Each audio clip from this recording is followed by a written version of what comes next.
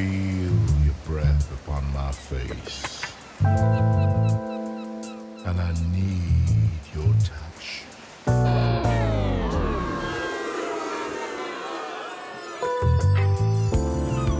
So, nothing ventured, nothing gained, nothing to lose, no need to hide. It's just you. I'm saving it all, the best for you.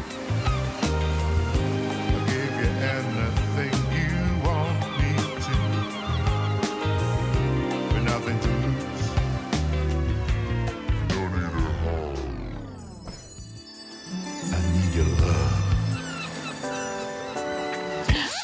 Bah alors, je te laisse 2 minutes et tu rêvasses. Me dis pas que tu rêvais de moi, quand même. Si.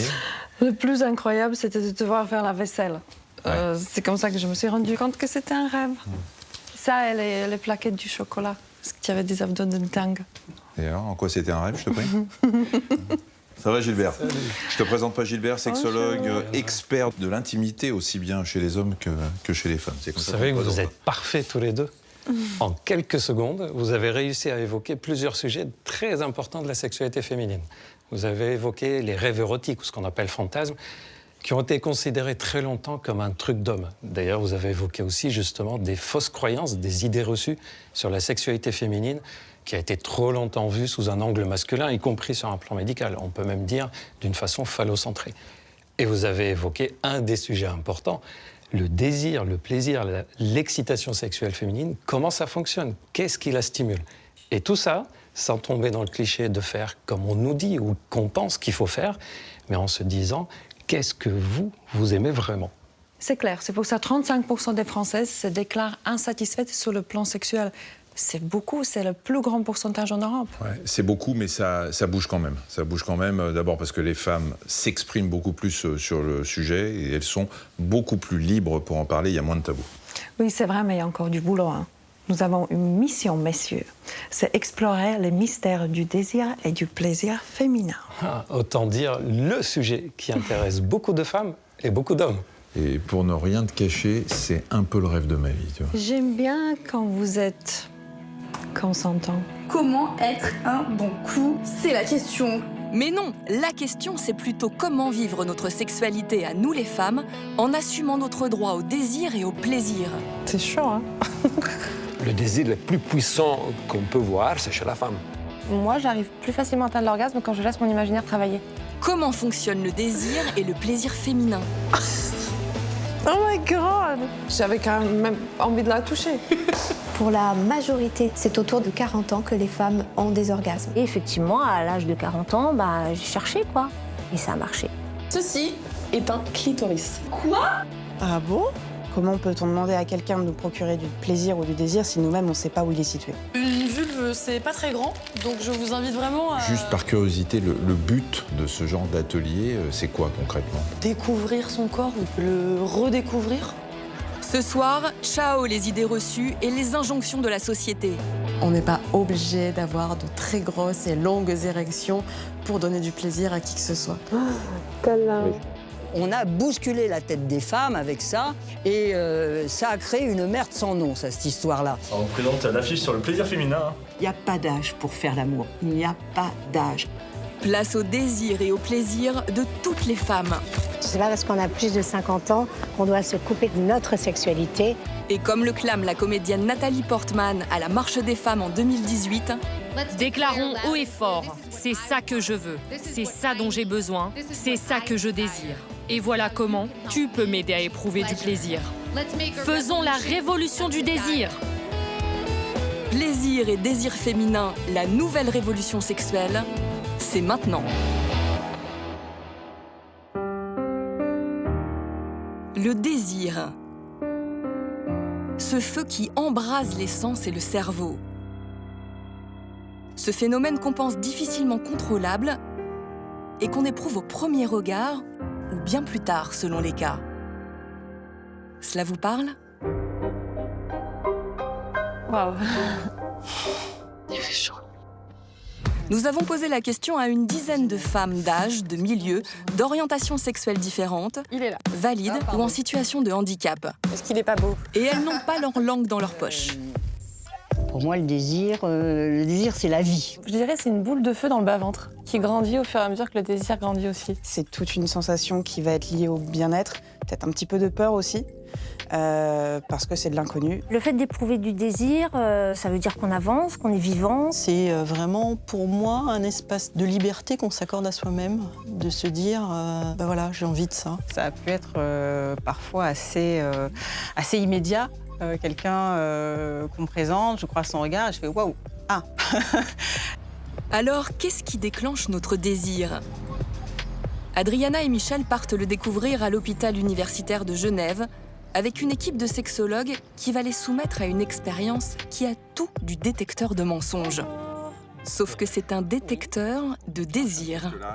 Alors, on est ici à Genève, parce qu'on nous a dit que vous étiez capable, en quelques clics, de rentrer dans nos cerveaux, à Adriana et à moi, et de nous dire ce qui déclenchait le désir, parce que c'est un peu ça qui nous passionne.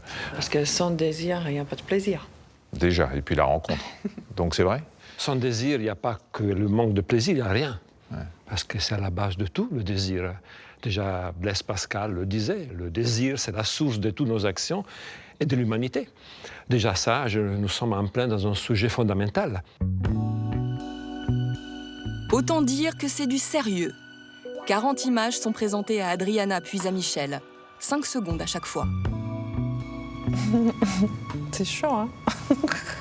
Elles sont plus ou moins suggestives, à connotation hétérosexuelle ou homosexuelle. Une petite tachycardie. Une mini-caméra cachée dans l'écran sert à suivre le mouvement de leurs yeux, milliseconde par milliseconde, et à savoir combien de temps ils passent à quel endroit de la photo. C'est une épreuve. Ce temps étant directement corrélé à ce qui les attire. Ok. Vous avez choisi des jolies images. Car oui, il ne suffit que de quelques millisecondes pour savoir si on éprouve du désir ou pas. Je suis fatigué. Voilà, merci à vous. Je peux avoir un verre d'eau? J'ai la bouche sèche. C'est sexuel, du coup, on a... Oh, ça m'a bien plu. Je peux pas dire ça. Mais oui, vous pouvez le dire. Ah, j'ai chaud. Vous avez chaud, c'est les émotions qui chauffent.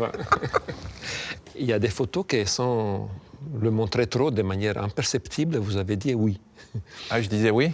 Avec la tête. Ouais, je pense que j'aurais pu dire oui 40 fois, là. Ce qu'Adriana et Michel pensent avoir regardé est-il conforme à ce que l'eye tracking va révéler? J'ai regardé un peu de tout, je pense. Je pense que j'ai regardé beaucoup les mains, les fesses peut-être. Donc pour vous, vous pensez avoir regardé peut-être plus le visage que le corps ou alors... Le corps. Le corps? Le visage, je pense même pas. Ok. Ah bah, peut-être que je me trompe. Eh ben, on va voir ça ensemble. C'est ça qui va être intéressant, justement. Eh ben non. Vous avez regardé partout et pourtant très peu les fesses au final. Ah bah dis donc. Un tout petit peu les fesses, mais vraiment très peu. Parce que vous voyez, en fait, c'est curieux. Chaque point, et là vous avez regardé, et plus le point est grand, là j'ai regardé le plus vous avez regardé longtemps. Et donc là, ça c'est le parcours visuel immédiat. Et maintenant il y a le heatmap. Et le heatmap, c'est un peu la moyenne du temps de fixation. Et vous allez voir à peine les fesses finalement. Ah cool. D'accord. Donc je regarde le ventre de la femme. Et qu'est-ce que ça veut dire du désir alors? Pourquoi je regarde la femme déjà? Qu'est-ce que vous en pensez? Parce que j'aimerais bien être à sa place, je crois. Ce qui m'intrigue, c'est pourquoi il a choisi. Elle lui plaît pourquoi? Est-ce que je pourrais lui plaire aussi?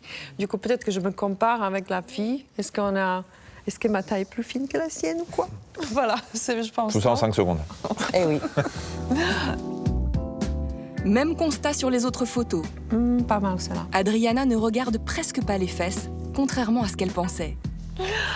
Ah eh ben non, même pas. C'est fou, ça. Est-ce que parfois, dans ces tests, on s'aperçoit que finalement, on est plus attiré et on le découvre par le même sexe? C'est difficile à dire, mais ce que nous avons trouvé, c'est que beaucoup de femmes, pour juger si un homme est attractif, regardent la femme. Ah, d'accord. Et donc, c'est quelque chose qu'on a même publié dans ce sens, alors que les hommes ne font pas ça. Ah, les hommes ne font pas ça? Non, les hommes regardent plus les femmes. Du tout. Pour rebondir sur ce que disait Francesco, ce n'est pas par exemple parce que vous êtes un homme et que vous regardez que les hommes que peut-être vous pourriez vous révéler homosexuel. Pas du tout.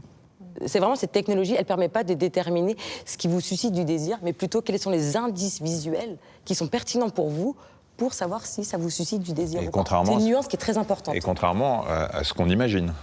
Bien c'est souvent. C'est ce qui se passe avec Adriana. Parce que moi, je sais ce que j'ai regardé. Pour Michel, les sources visuelles de désir sont très claires. Enfin, c'est ce qu'il pense. Et, juste une question. Vous pensez avoir regardé Ses fesses. Ses fesses, ok. La réponse est là. Oh Ah non. Eh bien non. Moi, je rêve. Qu'est-ce que j'ai regardé, là? Eh bien, on va voir ça ensemble. Regarde les yeux. Non, mais regarde. Ah bah oui. Très peu de fesses. Tu vois, les yeux. Les yeux et... Ouais, finalement, je suis plus romantique que je pensais. Ouais, incroyable. Ouais, c'est fou. Mais souvent, il n'y a que les yeux que je regarde chez une femme. Surprise aussi pour Michel, donc. Celle-là. Alors ça, je sais ce que j'ai regardé, là. Alors, dites-moi. Alors moi, j'ai dû regarder la poitrine et les fesses. Et beaucoup de visages. Mais c'est incroyable quand je regarde le visage. Ouais. Et les fesses, finalement... Et les contacts aussi. Parce qu'il y a la bouche et les contacts avec les personnes. Là, il y a le contact. Donc le Vous êtes côté dans la tactile. relation. Et je suis vous êtes tactile, ouais. c'est clair. Très tactile. Mec qui se révèle. Souligné. Oui, alors, je suis comme ça. Ouais. Je le reconnais. Un point commun se dessine cependant entre Adriana et Michel. Il s'agit de l'intérêt qu'ils ont tous les deux porté au contexte. Car c'est ce qui permet d'imaginer des scénarios. Alors, dites-moi. Qu'est-ce que je voulais que je regarde d'autre qu'elle est en train d'enlever son soutien-gorge et les fesses. Ok. Mais là, il y a une question intéressante sur l'imaginaire, je crois. C'est le geste. Le geste qui va amener quelque chose. Parce que vous imaginez la suite. On est dans le conceptuel aussi. Vous voyez, on pense souvent que le désir, c'est un instinct, c'est une pulsion. On leur renvoie quelque chose de très pulsionnel, finalement, de très peu évolué. Mais finalement, ce n'est pas du tout vrai. Chez l'humain, le désir demande l'activation de certains réseaux qui sont hautement cognitifs. Donc, vous voyez, le regard est important, mais le regard de ce que nous ne voyons pas est peut-être encore plus important. D'ailleurs, est-ce que la beauté est connectée avec l'attractivité? Chez les hommes, plus une personne est considérée par la personne comme étant belle, plus elle est attractive. Chez les femmes, un homme, plus il est beau, plus il est attractif. Et à un certain niveau de beauté, il perd l'attractivité. OK. Ce que j'ai remarqué, c'est qu'un homme qui est très, très beau, il devient comme une poupée, quelque part. Et il faut vraiment qu'il a un truc un peu... une petite folie ou un truc qui ne va pas, peut-être, un petit défaut qui lui rend... Oui. Et vous parlez d'une chose intéressante. La symétrie est considérée comme un aspect basique de la beauté, mais c'est vrai que le désir a besoin d'une certaine asymétrie. C'est sûr. C'est sûr, mais peut-être pas de la même façon sur tous les continents. Car l'attirance est aussi une affaire de culture. Regardez ces corps. À partir d'une photo originale, on a demandé aux habitants de divers pays de retoucher numériquement ces physiques pour qu'ils correspondent à leurs critères d'attractivité. Un même homme est par exemple jugé plus attirant quand il a quelques rondeurs en Australie ou en Espagne, très musclé aux Philippines ou aux États-Unis. Une femme est considérée plus attirante quand elle est plantureuse en Colombie ou en Égypte, quand elle est très mince en Chine et en Italie. Et pour corser le tout, évidemment, il existe aussi énormément de différences interindividuelles au sein d'un même pays. Ok. Pour preuve, nous avons fait passer le même test à différentes femmes d'orientation sexuelle et d'âge différents. Et le moins que l'on puisse dire, c'est que les réactions se sont révélées multiples. Alors, qu'est-ce que j'ai regardé là? Il n'y a pas eu de visualisation au niveau du corps. Je regarde pas en dessous de la ceinture, en fait, c'est ça. Vous regardez même pas en dessous du cou. Voilà. D'autres se sont projetés dans des sensations physiques. J'ai envie d'aller prendre un bain. J'avais l'impression de plus voir les femmes que les hommes sur les photos. Ok. L'image, j'ai l'impression que c'est pas forcément ce qui va me susciter le désir tout de suite. Par contre, c'est plus que ça va m'évoquer.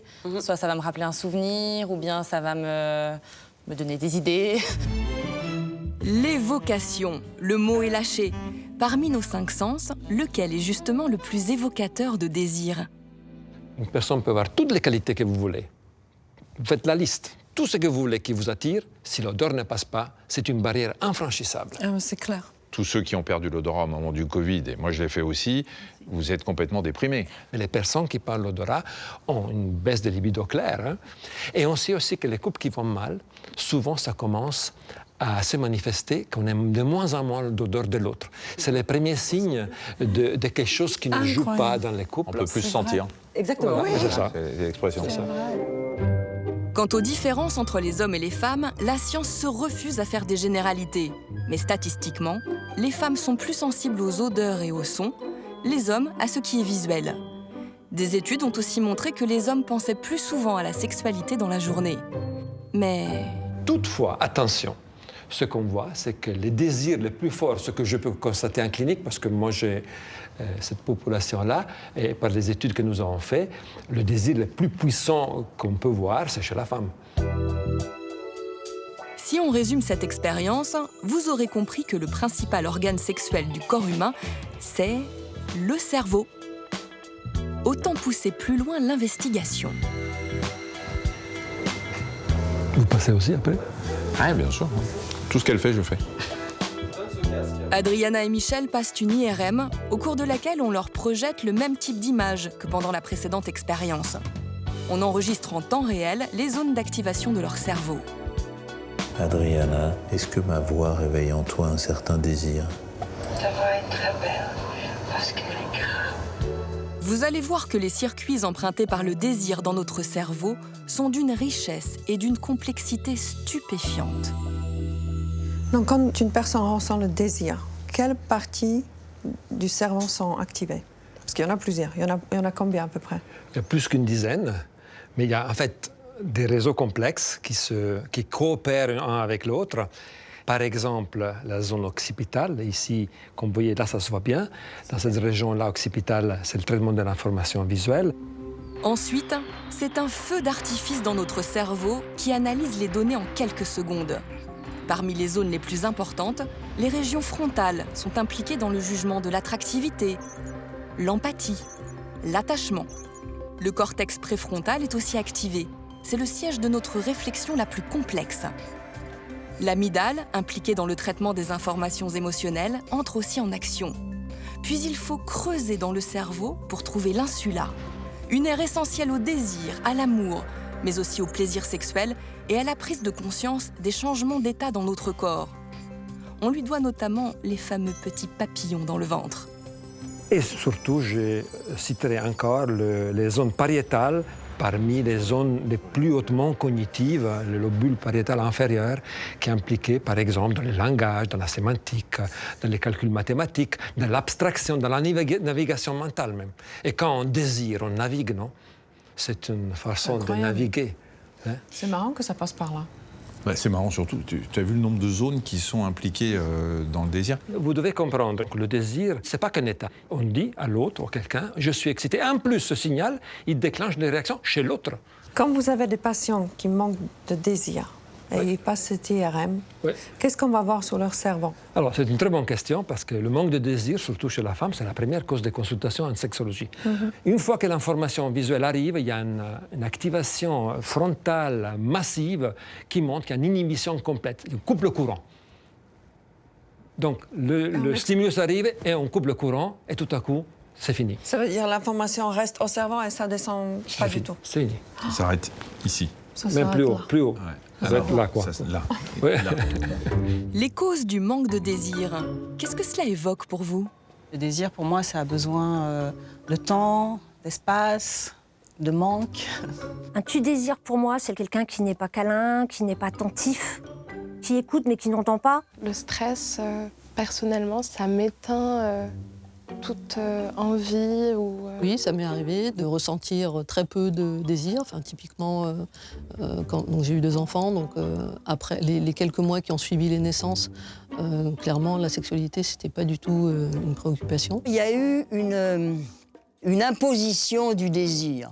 On a bousculé la tête des femmes avec ça, et ça a créé une merde sans nom, ça, cette histoire-là. Parce que c'est mine de rien quelque chose qui est vachement formaté par tout ce qu'on entend, tout ce qu'on peut voir, les expériences des autres. Et c'est vrai que c'était difficile, en tout cas, d'associer ça à ma propre envie, à mes propres désirs. Alors, qu'est-ce qu'on fait dans ces cas-là? Je n'ai pas de réponse.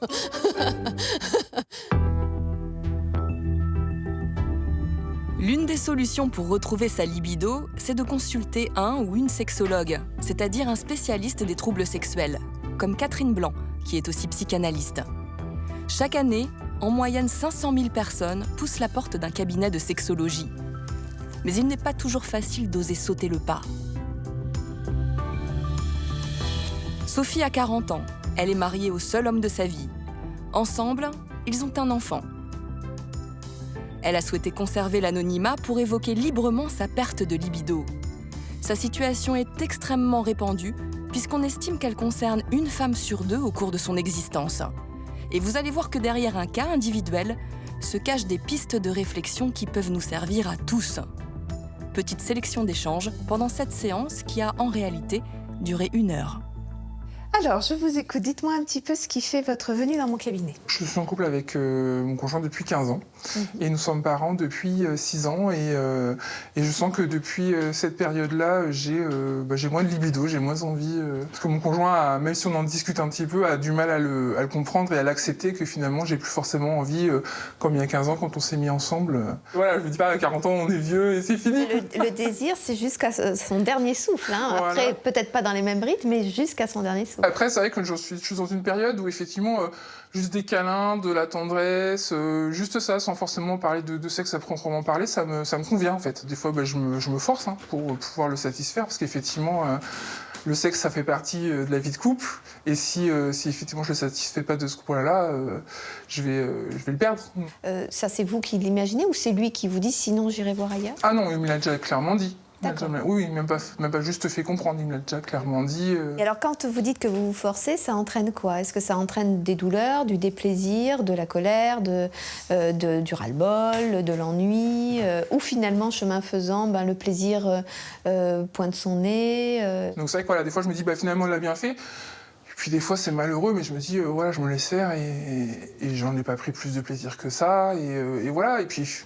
Je me dis finalement on évite entre guillemets une engueulade sur t'as encore pas voulu, tu m'as repoussé, tu m'as dit non. Quel a été votre cheminement par rapport au plaisir, si tant est que vous l'ayez découvert? Parce que ça peut être le plaisir d'être ensemble, le plaisir joyeux de faire l'amour, sans pour autant ressentir dans son ventre, dans son corps, dans sa chair, ce plaisir intime en quelque sorte. Après réflexion, ça n'a pas toujours été l'extase à chaque fois, mais c'est vrai que peut-être qu'effectivement, c'était pas forcément toujours finalement le plaisir de l'orgasme qui me faisait me sentir bien, mais peut-être finalement juste le plaisir d'avoir été ensemble. Et après, je sais pas si c'est une cassure, mais c'est vrai que c'est pas du tout la même relation qu'on avait là maintenant depuis. Bien sûr. Depuis l'arrivée de notre fils. Oui, c'est-à-dire que vous avez créé un lien tous les deux par le biais de la sexualité, ça vous a attachés l'un à l'autre, puis vous avez été animés du désir d'avoir un enfant de lui. D'ailleurs, est-ce que vous avez eu un vrai souhait, un gros souhait d'avoir un enfant? Est-ce que ça a été difficile d'être maman, de rentrer dans votre job de maman? Tout s'est très bien passé. Après, on travaillait ensemble, on avait notre entreprise, donc finalement, ça a été mûrement réfléchi. Voilà, moi, la maternité, je m'épanouis totalement dedans. J'ai allaité pendant quasiment 2 ans. Donc, il y a ça aussi qui a marqué un petit cran d'arrêt aussi, parce que forcément, il y a eu cododo pendant 2 ans, enfin quasiment 2 ans. Du coup, oui, c'est vrai que ça avait, voilà. C'est très classique que, à la naissance d'un enfant, la libido soit défaillante. Parce qu'il y a l'allaitement. Vous avez fabriqué une hormone qui permet la fabrication de ce lait, mais qui va stopper net votre désir sexuel. Donc, par définition, une femme qui allaite est en grande difficulté. Elle peut faire mécaniquement l'amour, mais elle n'est pas animée d'excitation sexuelle parce qu'elle a cette hormone qui vient complètement chanter le processus naturel d'élan sexuel. Et puis, il y a eu ce cododo. Ce cododo qui est un bébé dans votre lit. Et un bébé dans votre lit, qu'il soit entre vous ou non, il est symboliquement de toute façon entre vous. Oui, bien sûr. Oui, même les femmes qui n'allaitent pas vivent cette baisse de libido en raison d'un pic de prolactine.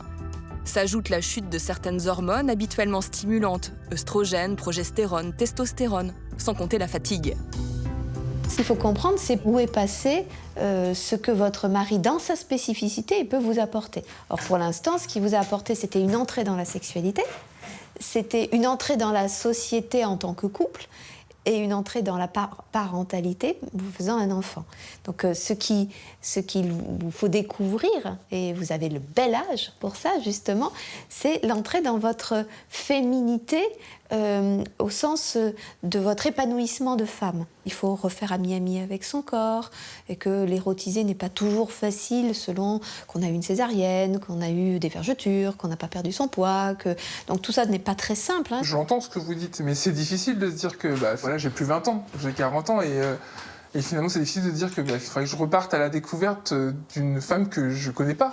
C'est vrai que c'est difficile, mais je vous avouerai que c'est fondamentalement l'histoire de toutes les femmes. Oui. Je pense que, si vous savez, on parle souvent de la crise de la quarantaine. Les femmes, 40 ans, c'est le moment où elles savent qu'elles ne pourront plus faire de bébé. Donc elles vont passer à un autre stade où elles ne seront plus mêlées et emmêlées à leur histoire maternelle, mais à qui je suis, indépendamment d'être une mère. Donc fondamentalement, qui suis-je? Donc c'est souvent à ce moment-là que les femmes se questionnent, c'est souvent à ce moment-là que parfois elles partent un peu en vrille, vont voir ailleurs, c'est souvent à ce moment-là qu'elles rebattent les cartes des relations de couple pour justement se remettre au centre de l'équation. Et la première des choses, avant de vous focaliser sur la sexualité, c'est vraiment reprendre contact avec votre corps. Ça peut être par le fait d'aller vous faire masser, ça peut être dans une reprise de contact de votre corps dans sa densité, dans sa musculature, dans sa force. C'est avec cette joie à vous aimer que vous allez pouvoir aller dans un lit en vous aimant, pas en cherchant à aimer l'autre pour pas qu'il vous abandonne. Oui, c'est sûr, mais c'est vrai qu'après, finalement, ça, c'est un cheminement que je dois faire moi toute seule. Oui. Et je dois pas inclure mon conjoint. Vous l'inclurez dans un second temps, voilà, c'est ça. Mais il n'a pas à vous réparer, vous n'êtes pas blessé. Et ça va être intéressant justement que vous lui disiez, j'ai besoin d'être en contact avec moi pour venir en contact avec toi, pour arrêter d'être nourricière, sinon je suis une maman, et une maman ne peut pas désirer sexuellement son enfant. Ce n'est que le début d'un début, mais c'est un fil à tirer. Mais oui, mais c'était pas du tout sur ce chemin-là que j'aurais pu penser aller par rapport à ce que moi là je vis à l'instant T. Je vais y aller par dose homéopathique. C'est ça, pas trop d'enfants. Sophie repart, surprise de constater à quel point ses premières pistes de réflexion sont évidentes, alors même qu'elle n'y avait jamais pensé. Son ordonnance, en quelque sorte, c'est de renouer avec sa propre intimité. Mais il existe d'autres façons de remédier au manque de désir chez les femmes. La sexologue et psychologue Kathleen Smooth propose plusieurs solutions. Et avec elle, vous n'êtes pas au bout de vos surprises. Barcelone, drapeau rouge, des vagues déchaînées, 12 degrés dans l'eau. Je pense qu'elle est par là, attends. Cette jeune femme de 28 ans s'est aperçue, lors de ses consultations de sexologie, qu'elle pouvait aider les femmes en manque de libido en stimulant leurs fantasmes, des plus sages Elle est givrée. aux plus fous.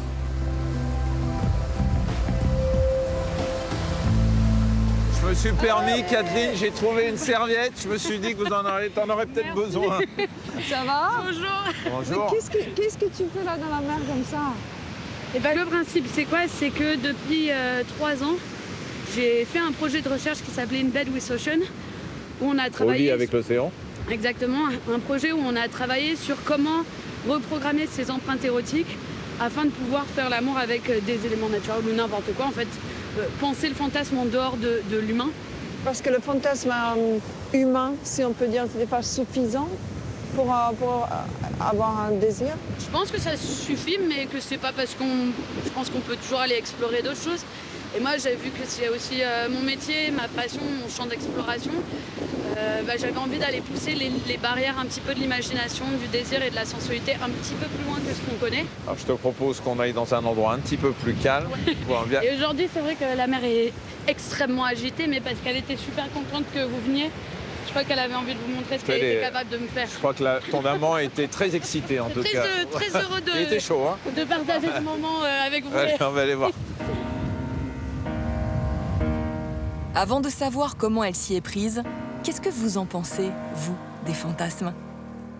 Alors, j'en ai pas mal parlé d'ailleurs avec mon dernier partenaire et je lui ai demandé si lui avait des fantasmes parce que moi, j'en ai pas. Et je me demandais si c'était normal de pas en avoir et lui m'a dit qu'il n'en avait pas non plus. Alors là, je vais vous décevoir C'est pas que je veux pas les raconter, c'est que je n'en ai pas. J'ai envie ni d'un tordu ni d'un voyou. J'ai envie du mec qui est à côté de moi, voilà. Les fantasmes, non, pour moi, c'est pas très important dans ma vie sexuelle. J'en ai assez peu. Le fantasme, pour moi, vient nourrir grandement la sexualité.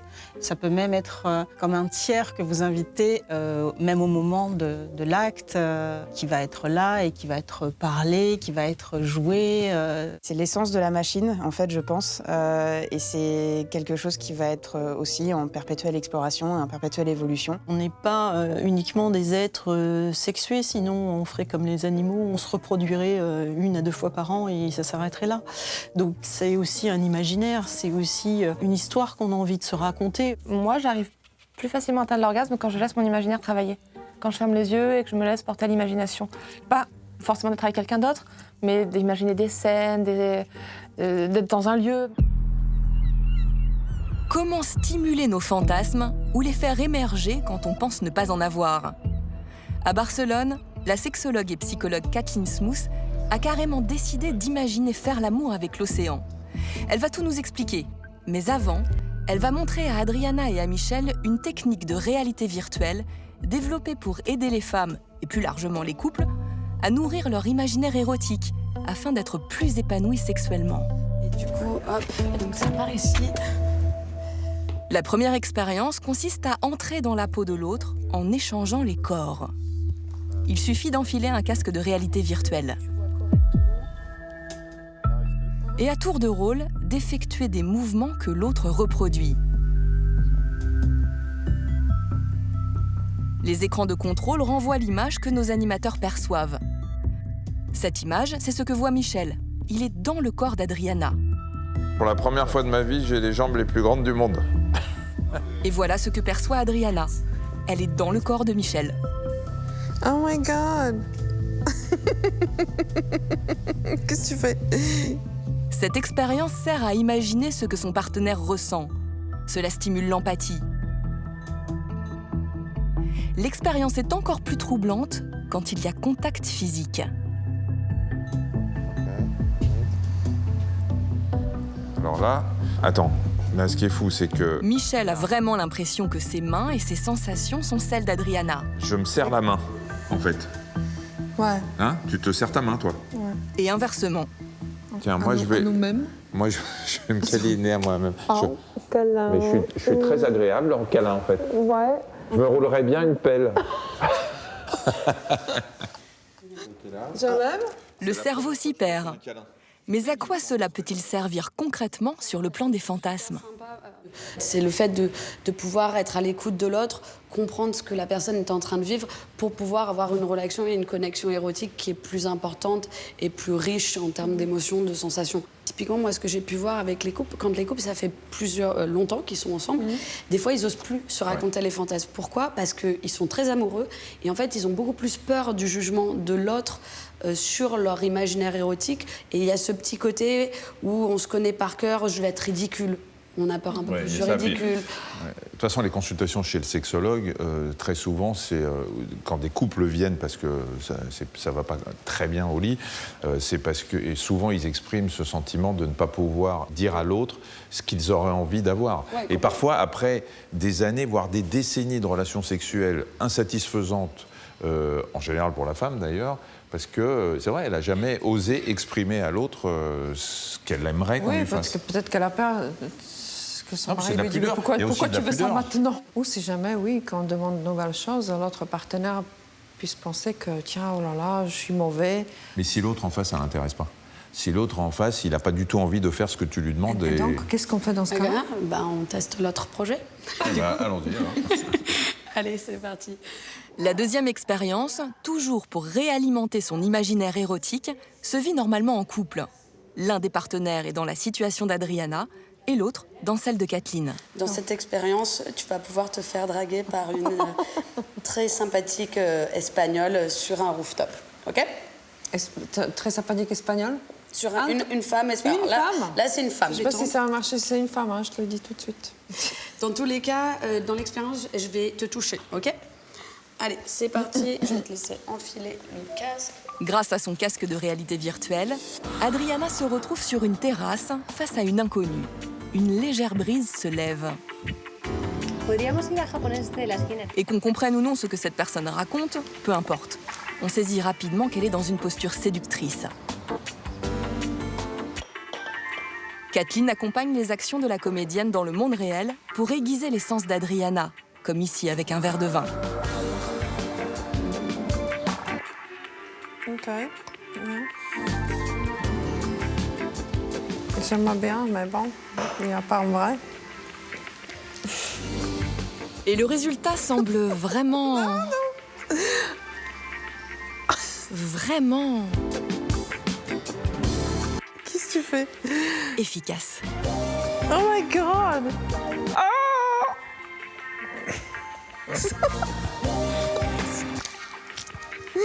Ah, quand même pas! Ah! Le petit à l'aise, putain. Non, pardon. L'originalité de ce type d'application est de mélanger le réel via les sens et le virtuel pour que l'expérience reste bien tangible. C'est trop bien. C'est dommage que c'est pas un mec, merde. J'enlève. Ah non, mais un truc de fou. Ouais, c'est cool. Ah, ça marche vachement bien. Oh, on dirait que c'est pour le bon. Vraiment. J'avais quand même envie de la toucher. Bah, c'est assez... En fait, ce qui est étrange, c'est vraiment le mix entre le réel et le virtuel. Et après, c'est de créer plein d'expériences où tu peux être dans la peau, mais aussi de personnes, par exemple d'une sirène ou d'un monstre, ou dans la peau d'un homme, d'une femme, interagir avec différentes choses. On peut revisiter des mythes grecs en version érotique pour faire l'amour avec des dieux, etc. Non, mais c'est que je ressens vraiment... C'est une excitation, je la ressens. Pourtant, je n'étais pas du tout... ça va vite, hein, on peut dire. Ça va vite. C'est une femme, du coup, c'était pas prédisposé de m'arriver. Pourtant, c'était bien. Merci. Bah, de rien. Autour de Michel, avec la même scène. Je comprends pas ce qu'elle dit, mais c'est très sympathique. Spectacle garanti avec ses réactions, mais aussi avec celle d'Adriana qui l'observe.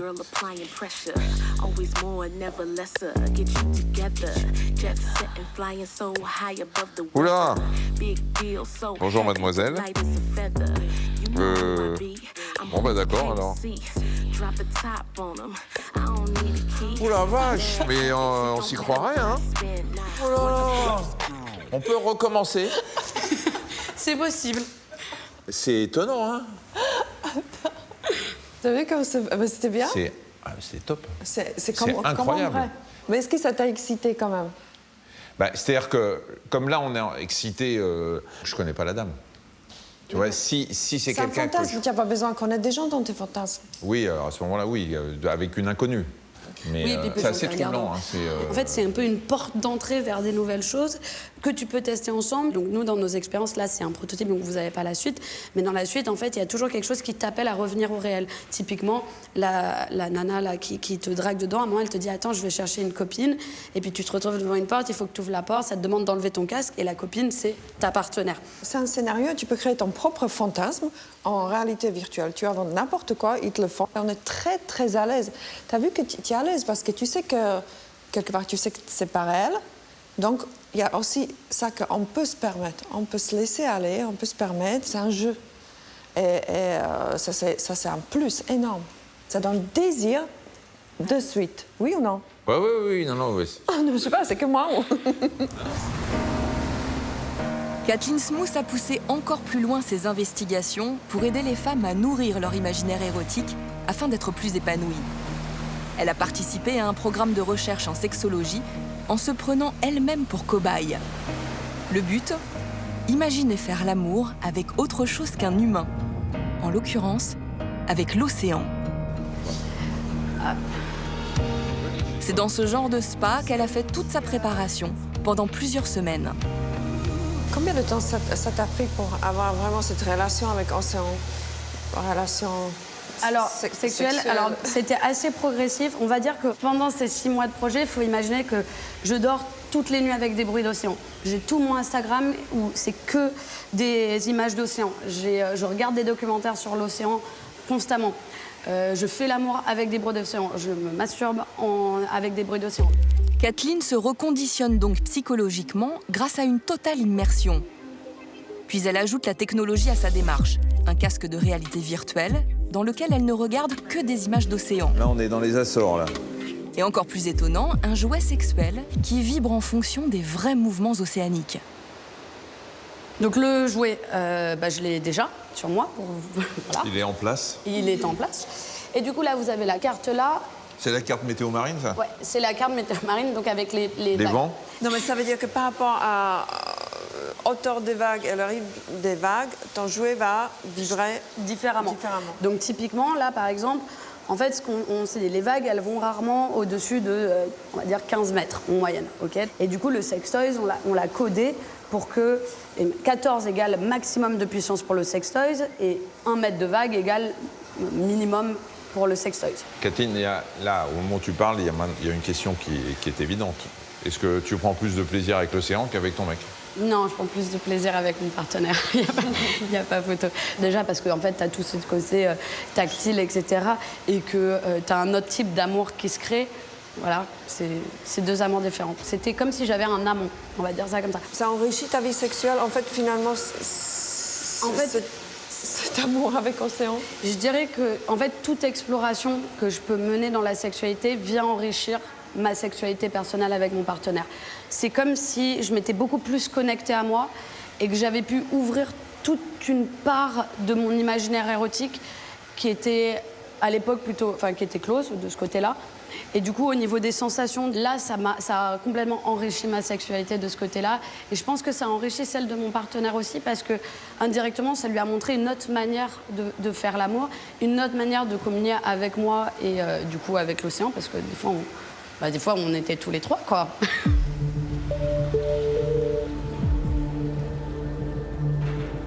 Kathleen Smooth fait partie de ceux qui pensent que la technologie, à condition d'être intelligemment utilisée, peut resserrer les liens humains. Là, j'ai une magnifique tortue. Son objectif n'est jamais de prendre du plaisir en solitaire, mais toujours d'enrichir une relation à 2. Là encore, on voit combien le cerveau est central dans notre rapport à l'érotisme. Mais ne nous le cachons pas, il y a un paramètre bien plus basique pour accéder au plaisir. Une condition sine qua non pour toutes les femmes, quel que soit leur profil. La connaissance de leur propre corps et de leurs zones érogènes. Comment peut-on demander à quelqu'un de nous procurer du plaisir ou du désir si nous-mêmes on ne sait pas où il est situé? C'est la première étape pour avancer et c'est en fait pour moi le pilier, la base la plus importante pour construire quelque chose par la suite. Et moi je trouve ça très sain et très nécessaire en fait. C'est le sexe de la femme n'est pas immédiatement disponible comme peut l'être celui de l'homme. Et donc oui, ça demande un peu plus de connaissances, d'éducation, de travail exploratoire et de connaissances du coup aussi un peu techniques. Alors l'orgasme, c'est venu la première fois, oui, par de la masturbation et puis ensuite j'ai découvert ça avec un partenaire. Moi j'ai découvert la masturbation complètement par hasard. Un jour j'étais au collège, en classe, j'étais là à me tortiller sur ma chaise et d'un coup j'ai eu un orgasme et depuis cette période-là, la masturbation ne m'a plus jamais quittée. Effectivement, à l'âge de 40 ans, j'ai cherché quoi. Pourquoi pas moi? Voilà, il faut être curieux, il faut s'écouter et puis faut essayer. Et ça a marché. Et j'ai découvert que mon corps pouvait être un lieu de plaisir. En fait, j'étais enceinte de ma 2e fille. Donc, l'orgasme, la masturbation est arrivée seulement à ce moment-là, sous l'impulsion des hormones du 2e trimestre de grossesse. Oui, mais voilà, connaître son propre corps ne va pas du tout de soi. Les tabous sont tenaces. Pour y remédier, il y a ce genre d'initiative, utile et très originale. Je me présente complètement. Clémentine et Alban sont sages-femmes. Ce qui m'intéressait, c'était vraiment... À Bruxelles, elles organisent des ateliers où des femmes viennent spontanément observer leur propre sexe. Cela peut sembler étrange, mais c'est très sérieux. Ce jour-là, c'est une première pour l'ensemble des participantes. Pardon de vous interrompre. Bonjour mesdames, bonjour à toutes. Bonjour. Et merci de nous accepter dans votre petit cercle. Juste par curiosité, le but de ce genre d'atelier, c'est quoi concrètement? On va dire que le but un peu principal, c'est de découvrir son corps ou de le redécouvrir. En tout cas, de passer un moment avec d'autres personnes et avec soi-même pour pouvoir s'observer, observer sa vulve. Oui, parce que quand on est un homme, nous, on a la chance d'avoir tout ça assez visible, alors que ça paraît étonnant que des femmes puissent ne pas connaître leur propre anatomie sur le plan gynéco. C'est presque étonnant pour nous. Mais oui, et en fait, je pense qu'il y a aussi beaucoup de tabous autour de la sexualité féminine, et donc le fait de, il faut écarter les jambes, il faut un miroir, enfin, c'est pas accessible et c'est pas C'est moins facile que nous, ouais, c'est sûr. Non, clairement, et c'est pas dans notre éducation. De dire, est-ce que tu as déjà regardé ta vulve? Enfin, c'est pas quelque chose dont on parle beaucoup. Se défaire des tabous, c'est un travail très dur. La première heure et demie est consacrée à des discussions sur ce qui motive, interpelle ou gêne les participantes dans leur vie de tous les jours. Je vais reprendre un exemple que j'ai eu aussi avec ma fille parce que... S'ensuit un cours d'anatomie où, grâce à des dessins, il y en a 3 différents à chaque fois. On localise des parties de la vulve, dont certaines méconnues. En ordre d'idée, un utérus fait 10 cm, un vagin fait plus ou moins 10 cm et un clitoris fait plus ou moins 10 cm. Oh là, tu me regardes Héloïse en mode quoi? Il y a une petite photo ici, je vais vous faire passer pour avoir un peu une idée de ce qu'on voit. Donc le vagin, c'est des parois qui sont relativement fripées. Ouais, mais c'est moche comme mot, fripé. Il n'est pas fripé, mon vagin.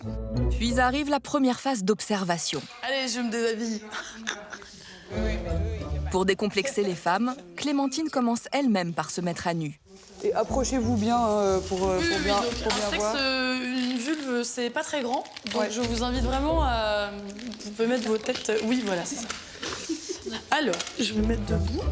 Ici, je peux vous montrer ce qu'on voit de l'extérieur. Souvent, ça fait très peur quand on en parle en théorie. Il y a un peu ce truc de... regarder nos sexes ensemble dans une pièce, genre... hyper bizarre et...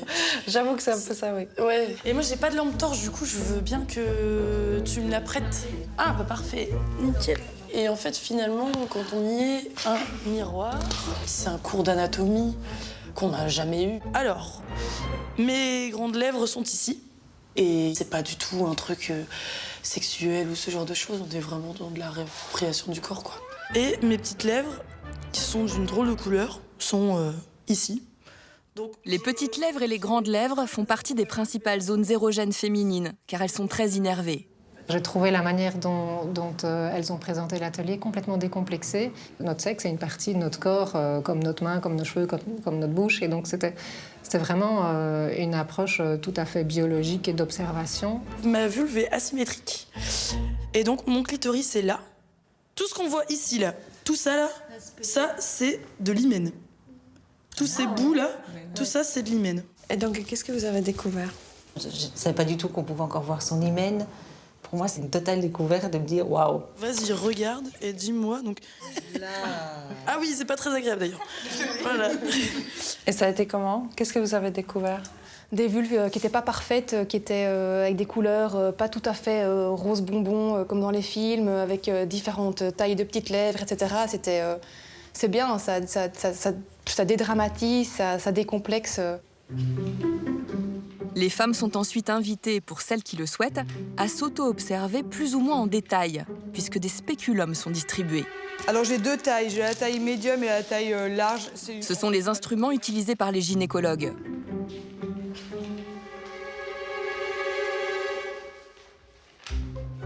C'était super chouette, franchement. Autant je me suis dit, bon, peut-être à un moment donné, il va y avoir un malaise. Et en fait, c'est très simple et c'est très sain. Et parce qu'on est là pour observer une partie du corps, en fait. Comme c'est pas sexualisé, etc. Et donc, ça devient très décomplexé comme ça. Clémence, t'as trouvé ou... Ouais, génial. Mais ce qui est incroyable à chaque fois, c'est la confiance qu'on arrive à instaurer tout ensemble, avec toujours des profils différents. Et moi, c'est toujours ce qui me touche le plus. La lampe de poche. Au bout de 3 heures, l'atelier s'achève avec un sentiment unanime de satisfaction. Je vais aller laver mon... Donc vous êtes contente de le faire? Complètement. C'était enrichissant. Oui, très. Et puis comme je suis maman et que j'ai une petite fille, mais c'est aussi comment répondre à ces questions et comment l'initier, elle, à être complètement à l'aise avec son corps et toutes les parties intimes et de l'amener à découvrir ça. Mieux savoir, que ça donne beaucoup plus d'assurance en fait. Quand on ne connaît pas, ça reste un peu gênant, on n'est pas très sûr des points, des endroits, etc. Et donc là, je trouve que ça donne de belles bases pour en tout cas aussi pouvoir réentamer la conversation avec mon compagnon. Moi, je suis ressentie de là avec un sentiment beaucoup plus d'être fière de moi, quoi. Fière de mon corps, fière de mon sexe, alors que c'est des choses que d'habitude on veut un peu cacher. Là, je me suis dit, j'ai limite envie de le montrer à tout le monde, je sais pas. Ah oui, à ce point. Et donc ça me fait me rendre compte à quel point c'est une partie du corps qui est un peu dans l'ombre, qui est un peu dénigrée, qui est un peu tabou. Et donc ça fait du bien d'avoir ce côté complètement décomplexé, en fait. Donc pour moi, c'est clair que ça a un impact sur la sexualité. Au mieux, moi, je vais me connaître, au mieux, je peux avoir une relation sexuelle épanouissante. Mieux se connaître, c'est effectivement ce qui a manqué et ce qui manque encore à beaucoup de femmes. D'après une enquête de 2017 sur la sexualité, 20% des Françaises ignorent encore où se trouve le quoi? Le clitoris. Ah, le clitoris! Prononçons bien distinctement son nom et représentons-le sans honte, comme dans ses versions géantes sculptées par Karine Branger. À quoi ça vous fait penser, ces speeches? Je sais pas. Je sais pas du tout. Moi, je vois un oiseau, hein, et puis je vois un avion. Ça me fait penser à un animal. Une pyramide. Et ça me fait penser un peu aux grues chinoises en papier. Des hippocampes. Je vais vous donner un petit indice, en fait, il s'agit d'un organe du corps humain. Oui, oui, bien sûr, c'est les couilles. Un pénis, non? C'est ça? De prime abord et assez frontalement à 2 clitoris. Non. C'est pas possible. Quoi? Ah bon? Eh oui, c'est pas gagné. Alors petit rappel bien utile. Le clitoris n'est pas seulement ce petit bouton visible, mesurant de 3 à 5 cm et contenant 8000 terminaisons nerveuses.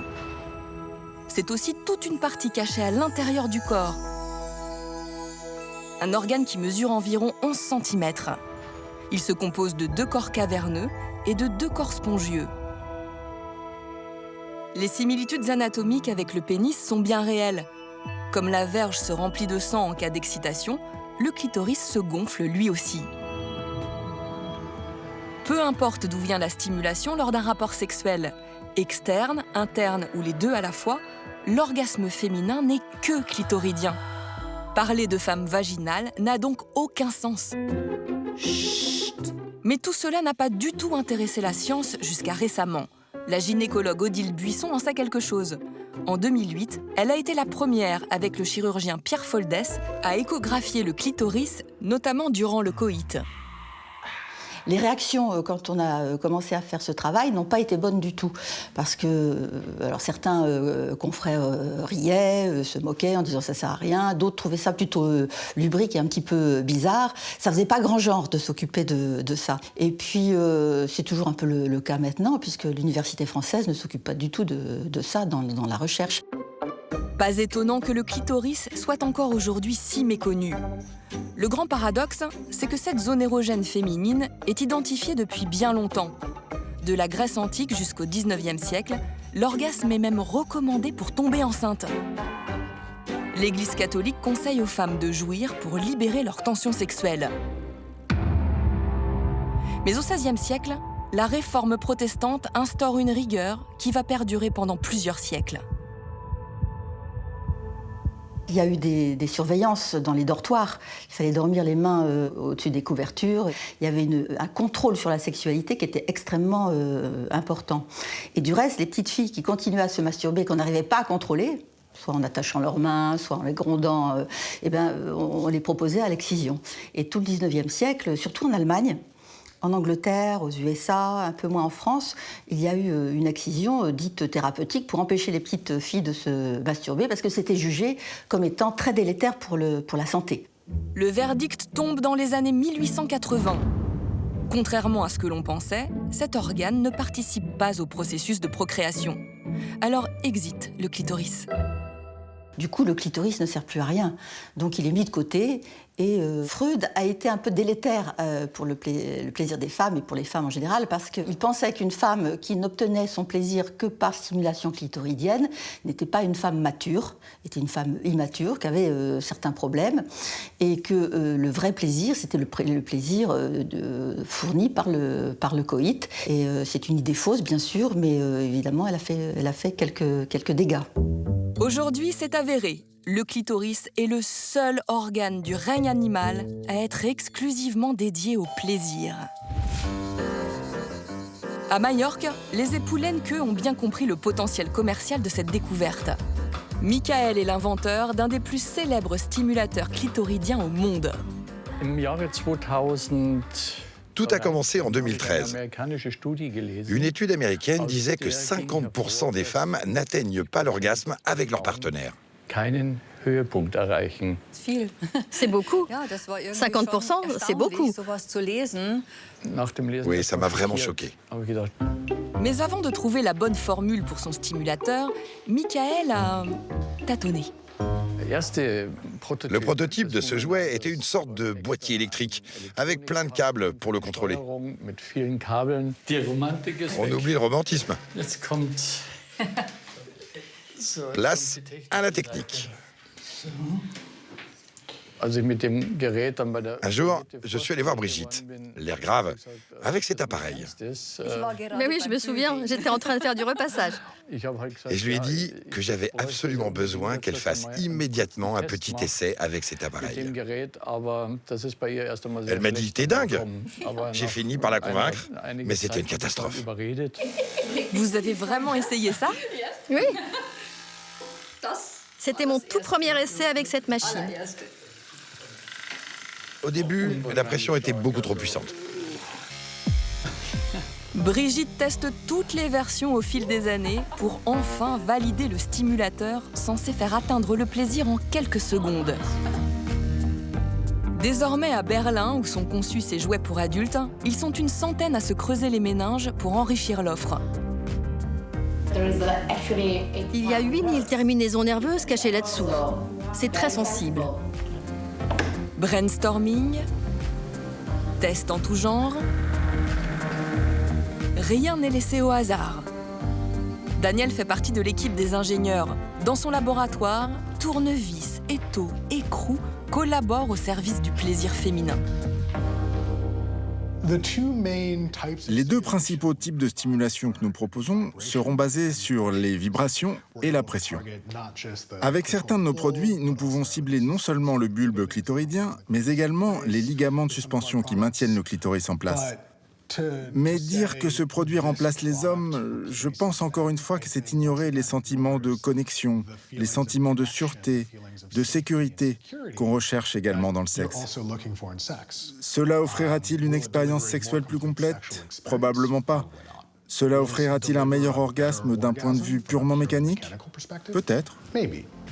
Le droit au plaisir féminin, voilà une revendication de plus en plus assumée, et ce, partout dans le monde.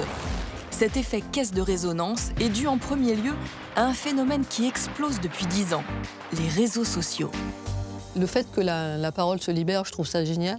Ça m'a tellement manqué, moi, quand j'étais jeune, que je suis d'accord à 300%. Quoi. Tout ce qui se passe sur les réseaux en ce moment, c'est incroyable. Vraiment, c'est 100% positif parce que ça permet de prendre tellement de recul et de se dire mais je suis pas seule dans cette situation, il y a plein de gens qui sont comme moi, qui ressentent la même chose. Ça m'est arrivé plus d'une fois de me dire il y a peut-être quelque chose qui cloche avec moi, mais c'est vrai que j'ai la chance, ma génération a la chance de vivre aujourd'hui dans un monde où on a accès à beaucoup d'informations. Pour beaucoup de personnes, l'exploration sexuelle est devenue beaucoup plus simple et beaucoup plus accessible. Hello! Qu'est-ce qui se cache donc sur ces réseaux sociaux dédiés au désir et au plaisir féminin? Comment être un bon coup? C'est la question. Sur Instagram, YouTube et autres TikTok, on parle sans tabou. Ceci est un clitoris. Quoi? Maintenant vous savez, ça ressemble à ça. Ces comptes ont des noms très explicites. Orgasme et moi, gang du clito, point de vulve, merci beaucoup, je m'emballe clito et autres jouissances club. Je pense que MeToo a déclenché quelque chose chez la plupart des Instagrammeuses autour de moi, On est tout arrivé un peu au même moment, en 2018, sans se concerter. 957 000 abonnés. Un record pour June Plat et son compte. Des illustrations très concrètes mais jamais vulgaires. De toute façon, sur les réseaux sociaux, la pornographie est la ligne rouge à ne pas franchir. À l'arrivée, une promesse simple. Donner des astuces pour s'éveiller au plaisir, seul, à deux, et plus si affinité. J'ai commencé avec une envie juste de m'amuser, de partager mon savoir et mes techniques. J'avais envie de montrer à mes amants, hommes cis, hétéros, comment aller au-delà de la pénétration. Et c'était pour m'amuser à la base, vraiment. Je ne m'attendais pas à devenir influenceuse. Il ne s'agit pas que de donner aux femmes et puis reprendre aux hommes. Au contraire, j'ai envie d'enlever la pression sur les hommes, leur faire comprendre que on n'est pas obligé d'avoir de très grosses et longues érections pour donner du plaisir à qui que ce soit. Je crois que c'est un message qui est important à faire passer, ouais. Et il faut le répéter, répéter, répéter, répéter. L'une des clés de ce succès, la possibilité d'interagir personnellement et directement avec sa communauté. Je réponds à des gens, hein. On parle de plein de sujets, c'est beaucoup de questions variées. Celle qui revient le plus souvent, ce sont des femmes qui n'arrivent pas à avoir d'orgasme à deux, qui se demandent pourquoi, parce que malheureusement on voit à chaque fois l'acte de pénétration et les deux partenaires avoir un orgasme simultanément, et je crois que ça fait beaucoup de mal aux gens, parce que la plupart des gens ne peuvent pas y arriver en fait. Donc du coup c'est beaucoup de questions de ce type-là. Est-ce que je suis normale? Voilà. Est-ce que je suis normale? En vrai, c'est la vraie question à chaque fois. Star des réseaux, June Plat, initialement illustratrice et conceptrice de personnages dans des jeux vidéo, a réussi l'exploit de faire entrer la sexualité au rayon livre des grandes surfaces. Très largement inspiré de son compte Instagram, son ouvrage s'est vendu en France à 360 000 exemplaires. Traduit en 12 langues, c'est un best-seller. Mais qu'en pensent les sexothérapeutes de métier, comme Alain Héril? Ça marque un échec total de la non-éducation sexuelle à l'école.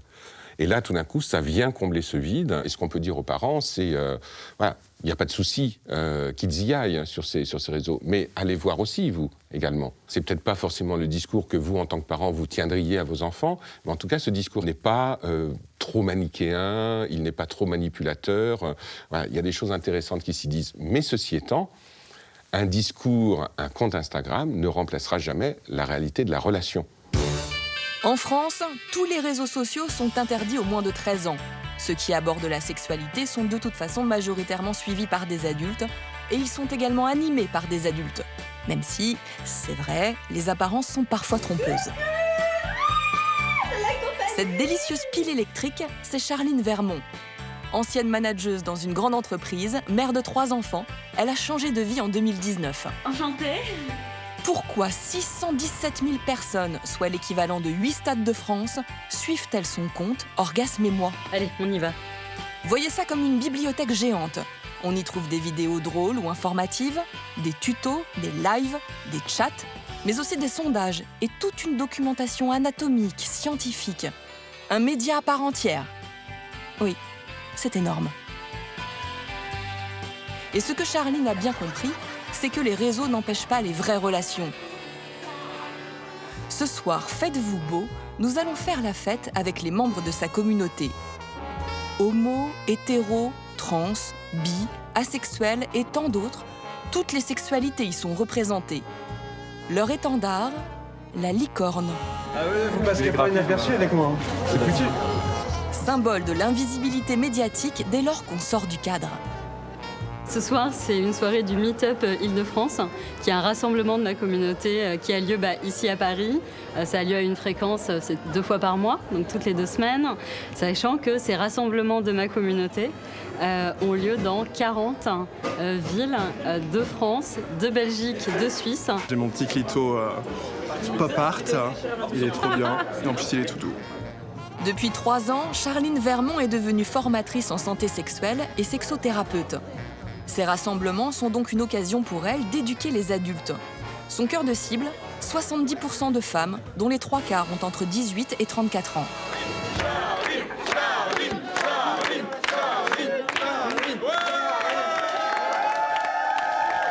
m'entendez? Oui. 3, 2, 1. C'est l'heure du clito-quiz. Qu'est-ce que c'est? Une peluche? Ceci est une vulve. Ah oui. Accordé. Qu'est-ce que c'est? Enfin, je crois que c'est d'urètre, non? Ah, on est... 60 minutes de rire et d'anatomie. Et apparemment, c'est bien utile. Secréter La réalité, c'est que tout ça, n'est pas su, n'est pas transmis, ni par les parents, ni par l'école, et qu'il faut d'autres canaux de communication pour que cette pédagogie, cette transmission, elle puisse avoir lieu. Comment s'appelle ceci? C'est l'entrée du vagin? Exactement, c'est l'orifice vaginal, un clito. Moi, j'apprends beaucoup aussi quand je rencontre des gens ici, avec ce soir le clito quiz. Il y a des choses d'un point de vue anatomique que je ne savais pas. Non, c'est pas ce que... Ah, un éjaculat, oui, très bien. Et je pense qu'il y a pas mal de gens comme ça qui ont envie d'explorer un monde qu'ils ont surtout connu par le porno mainstream aussi. Alors pas mal de choses comme ça et qui ont envie de se dire il y a autre chose. Est-ce que vous connaissez cet animal? Est-ce que vous pouvez me citer les différentes parties du clitoris? Au niveau contenu, il y a quand même une énorme différence entre ce qu'on a aujourd'hui avec le contenu de Charline et des gens qui travaillent comme ça et ce qu'on a appris nous à l'époque où on était en cours. Clairement, il y a eu énormément de progrès. Et comment on appelle la partie rouge, s'il vous plaît? C'était très axé fonction et c'était très axé homme, malheureusement. On n'a pas d'informations sur le clitoris. Quand on est à l'école, on n'a pas d'informations sur le plaisir. Combien mesure en moyenne un clitoris? J'accepte au centimètre près. 13? 11? C'est accepté, c'était 10,5.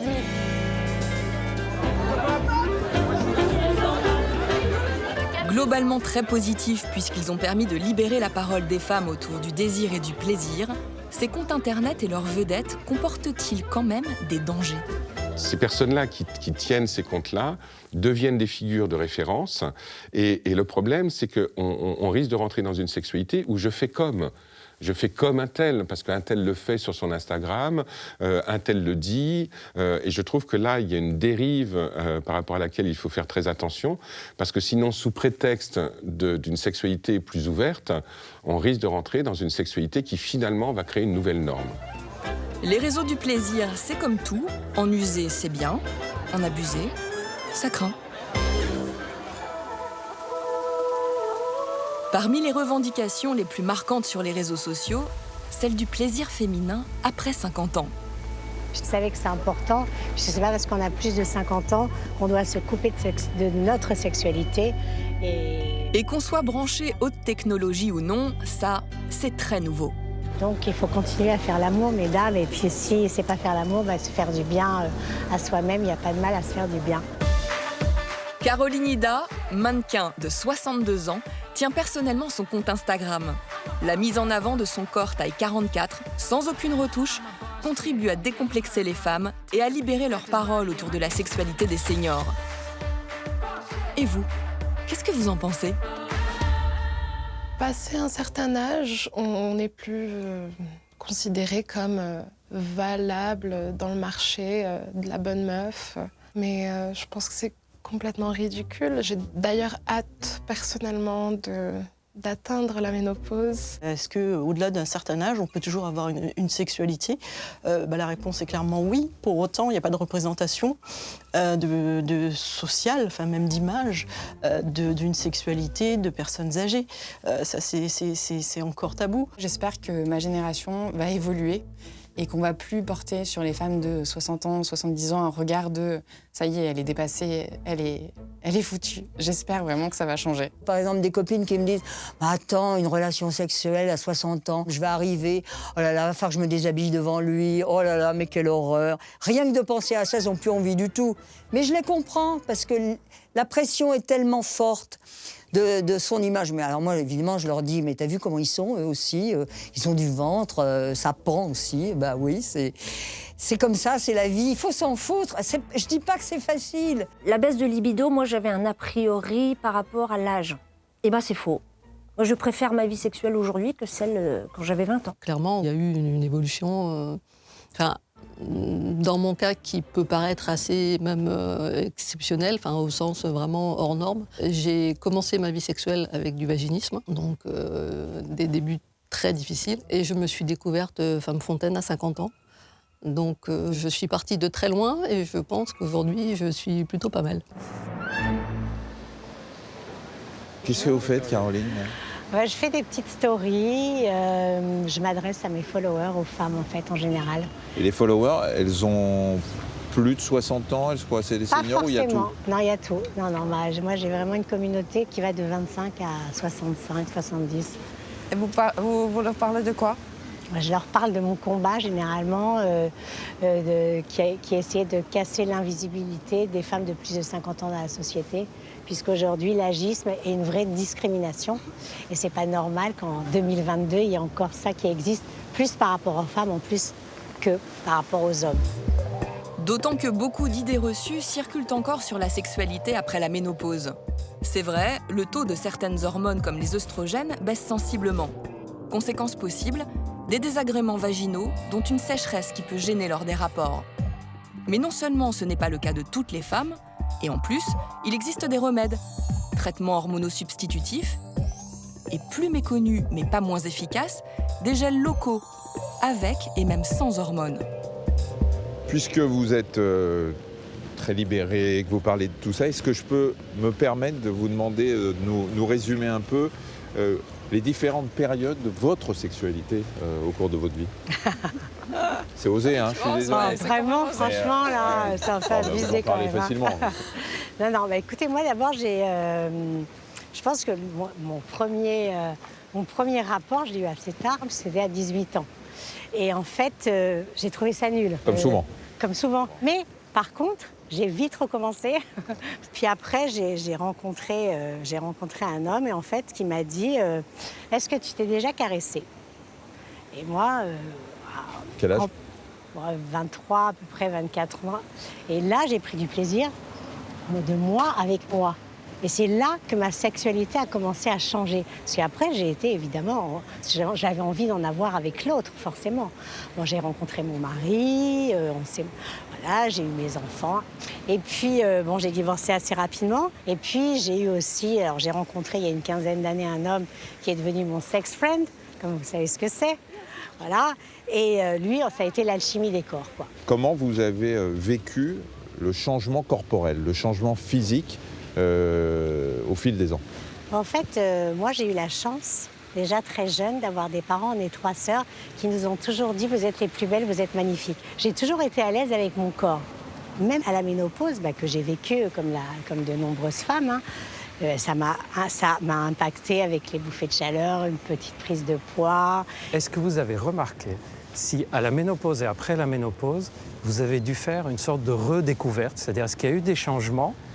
Ou est-ce que vous avez eu l'impression que ce que vous connaissez de votre corps a continué après la ménopause? Oui, moi c'est ça a continué après la ménopause, parce que c'est vrai qu'on dit parfois, on dit qu'à la ménopause, on a un changement physique, il y a un changement hormonal, parfois une sécheresse vaginale, etc., qui fait que les femmes, en fait, se coupent de leur sexualité parce qu'elles ont mal. Moi, j'ai pas eu ça. Alors moi, j'ai une fois discuté avec un gynéco, je lui avais dit, moi, j'ai toujours fait l'amour, en fait, et j'ai jamais ressenti cette sécheresse. Alors, est-ce que le corps est comme une machine? Plus on met de l'huile, et plus ça fonctionne. Et il m'a dit oui. Oui. Et il m'a dit oui. Et c'est vrai qu'on le remarque dans les enquêtes. Les femmes qui gardent une vie sexuelle épanouie après la ménopause, c'est celles qui avaient déjà installé une vie sexuelle épanouie avant. Elles ont plus de chances que si on attend pour se découvrir. Et alors justement, Caroline, aujourd'hui, vous êtes attirée par des hommes de votre âge ou est-ce que vous êtes plus... Je vais être méchante. Est-ce que vous êtes méchante? Non, mais au contraire, dites... Alors, les hommes de mon âge, puisque depuis 2 ans, depuis la crise de Covid, malheureusement, je suis seule et je n'ai pas rencontré d'hommes. Pourtant, je suis allée sur les sites de rencontres pour voir. Je suis allée sur des sites de rencontres réservés aux plus de 50 ans. Et là, au secours, messieurs, faites un effort. Parce que les hommes de plus de 50 ans qui se présentent sur ces sites, moi, c'est pas possible, quoi. Parce que quand ils se mettent les lunettes de soleil allongées sur leur transat avec le maillot de bain qui leur arrive là et tout. Non, mais messieurs, faites un effort. Enfin, faites un effort, messieurs. C'est l'attitude et pas que le physique. Voilà, c'est ça. Donc, non, moi, en fait, je sais pas pourquoi, mais j'attire les hommes plus jeunes que moi. Merci beaucoup, Caroline. Merci pour votre franchise et merci beaucoup pour ce que vous faites pour toutes les femmes qui découvrent qu'on peut avoir une sexualité et une vie tout à fait normale. Et qu'il est encore désirable. Voilà, absolument. Et vous en êtes la preuve. Merci, Merci mille fois. Merci. Caroline est loin d'être la seule à se sentir pleinement épanouie après 60 ans. D'autres femmes de la même génération considèrent leur âge comme une opportunité sans précédent sur le plan de la sexualité. Fini les contraintes, bonjour la liberté. Instantanée de vie avec 2 d'entre elles. Déjà eu d'une. Attends. Très bien. Mon cœur avec ou sans ceinture? Ah bah tu me fermes déjà. Tu me fermes s'il te plaît. Regarde, faut que tu me fermes la fermeture éclair. Après une vie bien rangée, Yolande a rencontré Bernard. Voilà. Je sais qu'elles sont petites, mais tu es de plus en plus adroit. Et avec lui, la redécouverte de sa sensualité. Parfait. Il y a des années de technique. 7. Passé. C'est pas fermé. Et voilà. Maintenant, il y a l'autre.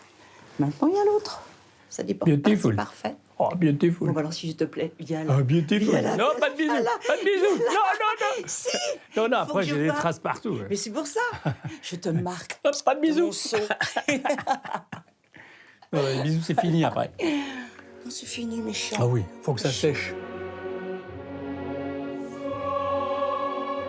Je suis Yolande Fourment, j'ai 73 ans. En couple avec Bernard depuis 7 ans.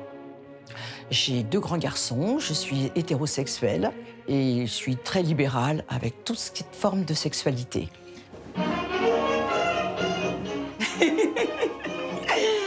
Tu es merveilleux, magnifique. Yolande et Bernard se sont rencontrés à une soirée dansante. Allez, maintenant, je te lâche. Bernard s'est déclaré quelques jours plus tard par lettre. Petit chat.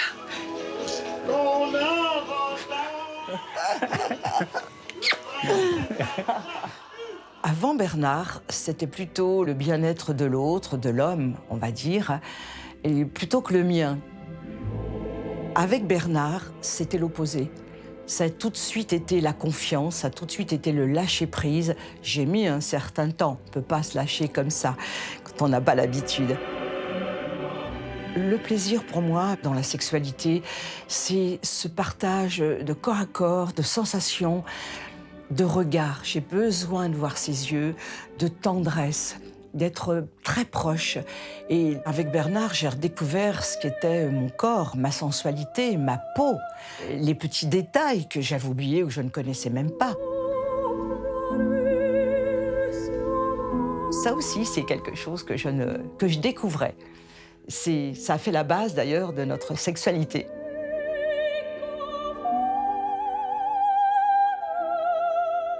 À 73 ans, eh bien, je développe une libido. Il n'y a pas d'âge pour faire l'amour. Il n'y a pas d'âge. Il n'y a que l'envie qu'on se donne à 2. Alors, vraiment, l'amour n'a pas d'âge. Le feeling que j'avais, c'était le même que quand je suis tombé amoureux à 16 ans. Hein. C'était exactement la même chose. Ça ne fait aucune différence. L'âge, ça n'a rien à voir là-dedans. Ça n'a rien à voir. Quelle chance de pouvoir aller danser à mon cœur. Au soleil. Au soleil. Ah, il y a Gilles. Il y a Gilles, tu l'as vu? Ouais. Il doit nous chercher. Il nous cherche.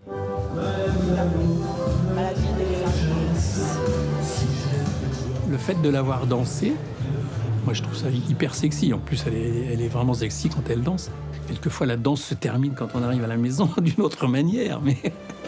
Vous continuez la valse. Voilà. Il y a quelqu'un qui a dit qu'il fallait danser la vie.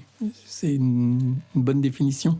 Quand Bernard me voit gigoter, danser, même dans les bras d'autres messieurs, il me répète toujours cette petite phrase, mais je m'en fiche parce que c'est moi qui repars avec la plus belle. Allez, viens mon valseur. Viens mon valseur. Mon Dieu, c'est vrai mon cœur que tu danses de mieux en mieux. On va faire tout le tour de la piste tranquille, ils vont pas en revenir. Tous les dimanches, Yolande et Bernard retrouvent leurs amis pour une après-midi de danse sur les bords de Marne. Bravo mon Après, cœur. je tombe dans les pommes. Jamais. Tant que t'es dans mes bras, tu feras rien. Leur complicité ne fait que se renforcer. C'est sa première valse. Faut que j'aille dormir.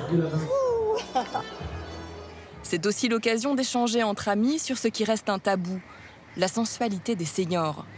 La séduction existe à tout âge. Ça, c'est quelque chose d'extrêmement important. Il y a des gens qui se posent la question. Absolument. Bien sûr. Il y a des gens qui se disent, mais non, arrivé à un certain âge, non. Les gens n'ont absolument plus de relations entre eux. Autrefois, on disait à 60 ans, la ménopause, les femmes, ça y est, c'est terminé, elles n'ont plus de désir, plus d'envie de physique. Maintenant, quand on dit ménopause, qu'est-ce que c'est? Voilà. Quelle question, mais qu'est-ce que c'est? On pensait d'ailleurs que nos parents n'avaient pas de sexualité. Et pour nos enfants, voilà. Quand on leur pose la question, quand ils nous entendent parler, bien sûr, ils ne supportent pas. Je te dis pas. Oui, bien sûr. On n'a pas le droit d'avoir de Sandrine, sexualité pour les enfants. à peine on peut s'embrasser, se toucher. Hein, si on commence à parler. Non, taisez-vous, taisez-vous. Et des femmes qui sont très belles à 30 ans craignent de ne pas l'être à 50 ans, mais l'épanouissement fait que cette vérité-là est contrebalancée et puis que le bonheur, c'est de s'affirmer.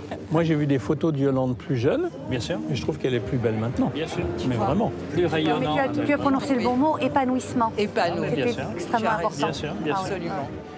D'autres femmes, en prenant de l'âge, ont choisi de s'affranchir des diktats de la société et de s'autoriser une liberté inédite. C'est le cas de Dominique.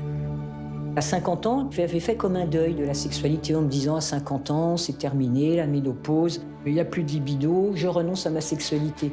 Parce que ma confiance en moi était un petit peu écrasée, liée au fait aussi d'une éducation extrêmement dure, avec un papa quand même maltraitant. Sauf que j'étais une personne qui était quand même sollicitée.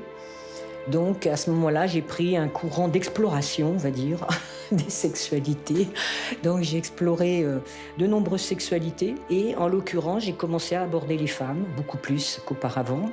Et ce courant de l'autre m'a permis de m'engager peut-être plus dans une forme de tendresse, d'abandon. Je n'avais plus à prouver, à être performante, ou peut-être à prouver que j'étais capable toujours d'être forte, d'être puissante, d'être comme un homme, d'une certaine manière, de pouvoir lâcher prise.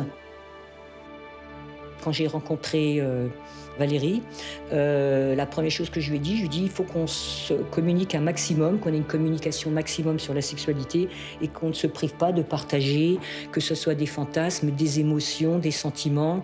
Et dans cette nouvelle forme de conjugalité que j'ai engagée, c'est en moi-même que je retrouve les ressources d'exprimer mon plaisir, de communiquer avec l'autre et d'une certaine manière d'être plus égoïste, d'avoir une sorte d'égoïsme partagé avec l'autre, mais de mieux me connaître et de ne pas dépendre de l'autre pour attendre un orgasme, une jouissance et pour pouvoir aussi la partager avec l'autre.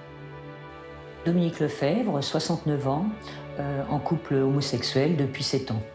C'est vrai que dans la société actuelle, toutes les personnes âgées ne parlent pas du tout de sexualité. Et je trouve ça aberrant, quoi. Parce que des personnes de 80 ans, 75... C'est pas parce que le corps ne fonctionne pas aussi bien qu'on ne peut pas être aidé, quoi. Nous, c'est ce qu'on fait. Il ne faut pas avoir honte, hein. Ça fait partie de la sexualité. Nous, on a une sexualité, on aura une sexualité. J'espère qu'on continuera jusqu'au bout. Hein. Bah oui, tout à fait. J'espère aussi. Hein. On se fera aider. La ménopause, ça a été ouf. J'en ai terminé avec la contraception. Je me suis devenue peut-être encore plus sexy qu'avant. J'ai commencé à prendre conscience de ma personne, de la désirabilité que je pouvais avoir. Et puis là, je me suis rendu compte de l'impact de cette force, de ce que pouvait dégager une femme de 50 ans, du charme qu'elle dégageait, d'une puissance aussi de liberté, et donc des sollicitations dans lesquelles on pouvait être.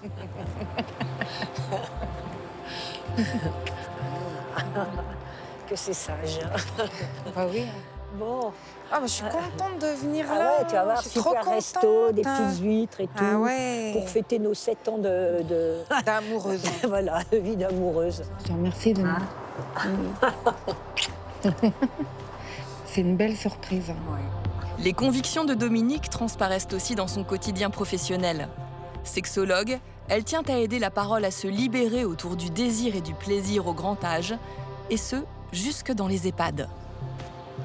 En tout cas, je trouve magnifique que vous ayez pu venir témoigner et parler d'un thème qui reste quand même extrêmement tabou, qui est donc la sexualité des personnes qui avancent dans l'âge.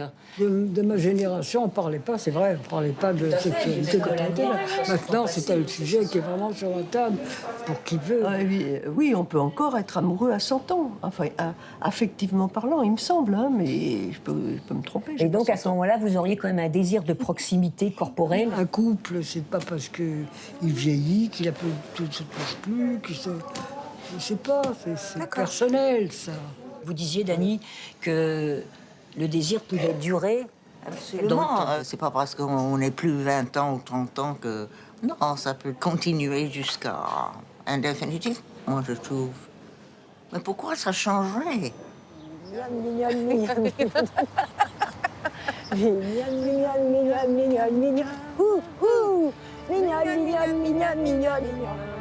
Il faut ne pas se sentir en danger avec l'autre. C'est-à-dire vraiment la confiance, c'est pouvoir s'abandonner, ne pas se sentir en danger et d'accepter les défaillances de l'autre et ses propres défaillances, quoi. Parce que si on n'arrive pas à faire confiance à l'autre dans sa sexualité, je me demande où on peut faire confiance à l'autre et à quel moment on va se lâcher, quoi.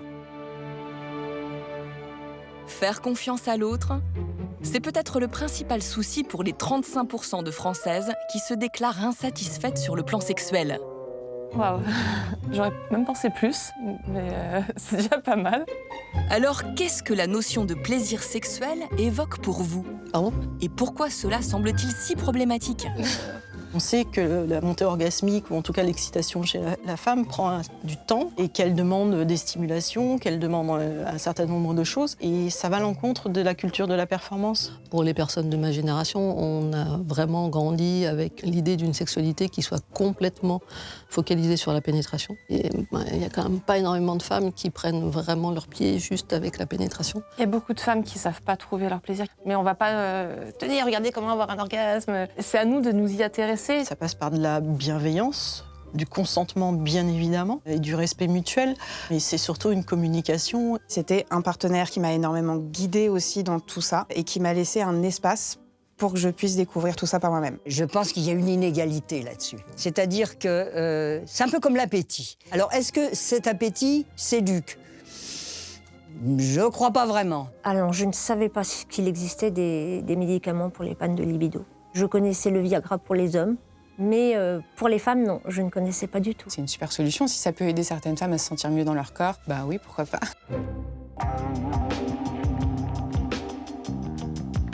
Quels sont ces remèdes pour lutter contre les problèmes de désir et de plaisir chez les femmes? La réponse avec le sexologue Gilbert Boujaoudé. Est-ce qu'il y a des traitements, soit médicamenteux, soit avec tout ce qu'on a devant là, qui permettent d'aider celles qui souffrent? Alors, on commence à avoir des solutions. Il faut savoir que par rapport, par exemple, aux troubles sexuels masculins, il y a une trentaine d'années de retard de la recherche sur les traitements pour améliorer les troubles sexuels féminins. C'est dû à quoi? C'est dû au fait que pendant très longtemps, on a mal étudié la sexualité. M-A-L-E. Oui, on a mal étudié la sexualité féminine. Je donne un exemple simple. Quand on fait les études de médecine, on nous apprend l'anatomie du clitoris. On commence souvent en disant « c'est simple, c'est comme un pénis, mais en plus petit ». Pourquoi on ne dirait pas l'anatomie du pénis, c'est simple, c'est comme un clitoris, mais en plus grand. Ensuite, dans un premier temps, les agences de médicaments, américaines, européennes, refusaient de donner une autorisation pour un médicament en disant que c'est pas comme une maladie, c'est pas comme un problème de santé. C'est du confort. Et donc c'est du confort ou c'est psychologique ou autre. Et donc il a fallu du temps pour convaincre que oui, c'est quelque chose qui peut relever d'un traitement médicamenteux. D'ailleurs, les 2 premiers médicaments dont je vais vous parler n'existent qu'aux États-Unis. C'est les 2 seuls qui ont une autorisation officielle. Pour les femmes?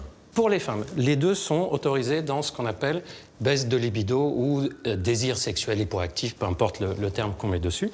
Et ça marche comment? Alors, le premier, c'est le premier qui a été commercialisé, c'est dérivé des antidépresseurs. Donc, c'est un comprimé à prendre tous les jours. Il semble améliorer un peu la fréquence des rapports sexuels et la libido un peu meilleure. Incroyable. Le deuxième, ça, c'est un peu plus compliqué. Ça se fait en injection sous-cutanée. C'est combien l'efficacité? Alors, ça tourne aux alentours de 60% des femmes qui disent « ça m'a aidé d'une façon ou d'une autre ». Ce qui est beaucoup. Ce qui peut paraître beaucoup. Mais après, quand on parle de placebo, ça peut être combien? Quand on regarde le groupe placebo, c'est dans les 50%. Ah, tu vois. Et donc, on est juste légèrement au-dessus du placebo. En tout cas, ce n'est pas des révolutions.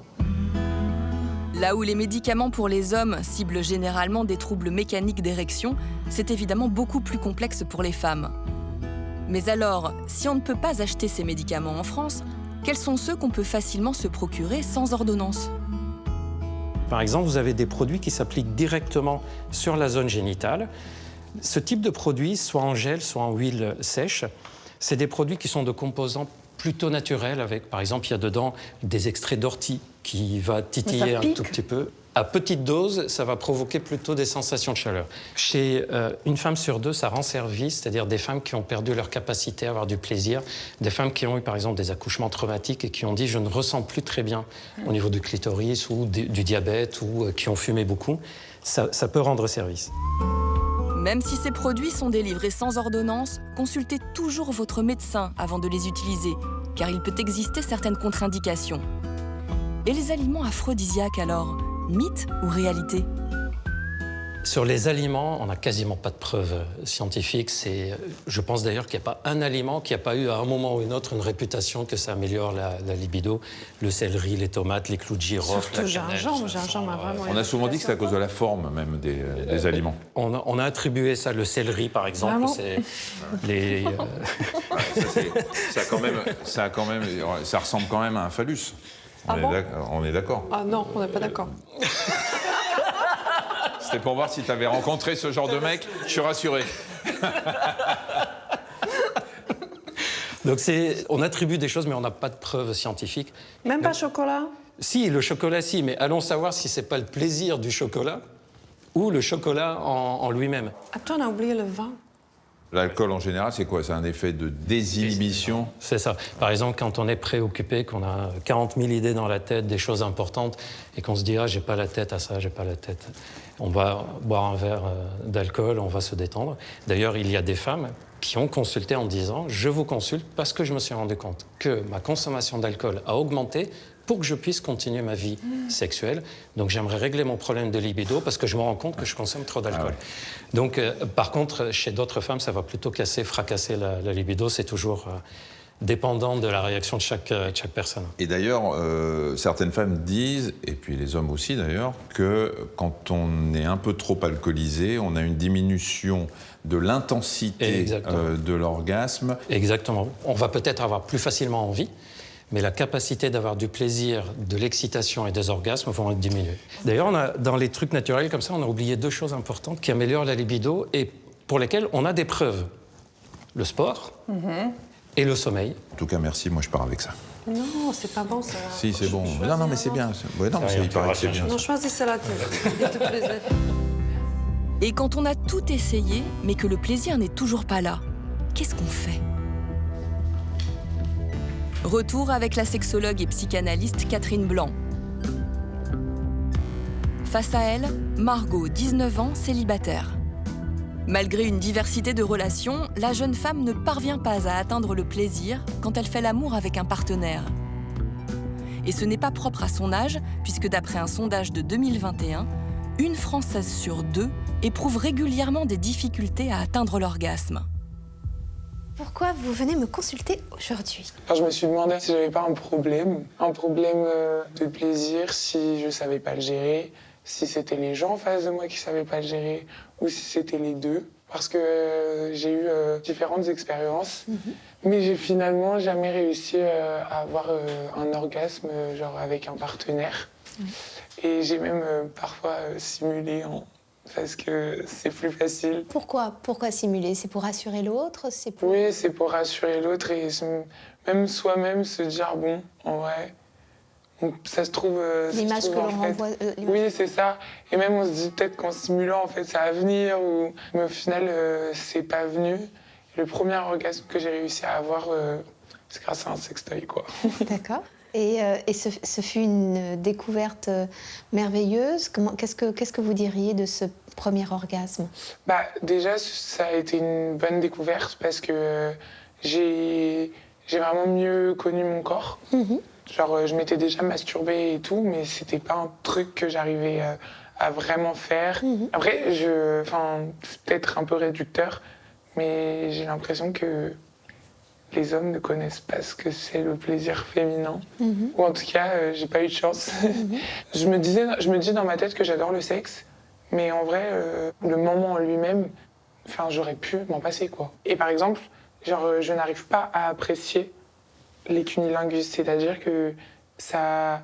Je sais pas si c'est, encore une fois, un problème de rapport avec moi-même ou si c'est eux qui savent pas le faire, mais c'est limite, ça me dégoûte pas.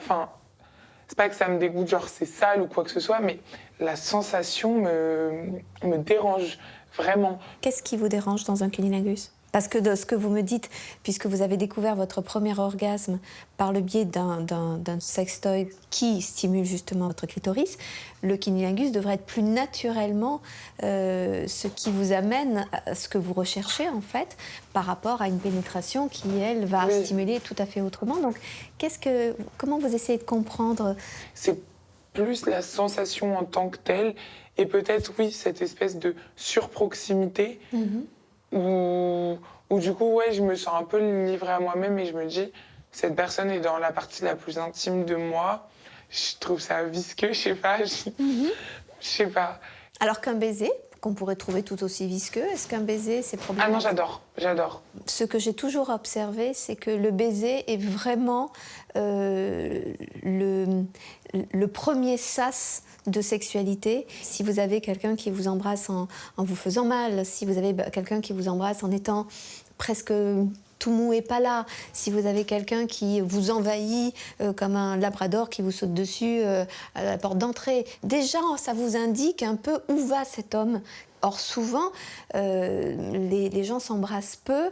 Votre génération, pour certains, ne font que des bisous sans prendre le temps d'un baiser, alors que c'est vraiment le chemin de la sexualité. Donc c'est merveilleux que vous aimiez ça et que ça soit votre... Finalement, les seules personnes avec qui j'ai apprécié, même si ils m'ont pas procuré le plaisir maximum, mais c'était des gens que je connaissais bien et avec qui je partageais autre chose que du sexe. Mon ancien copain, j'avais aucune confiance limite en lui sur le fait que j'avais l'impression que notre amour, il tenait un fil, mais vraiment au sens de...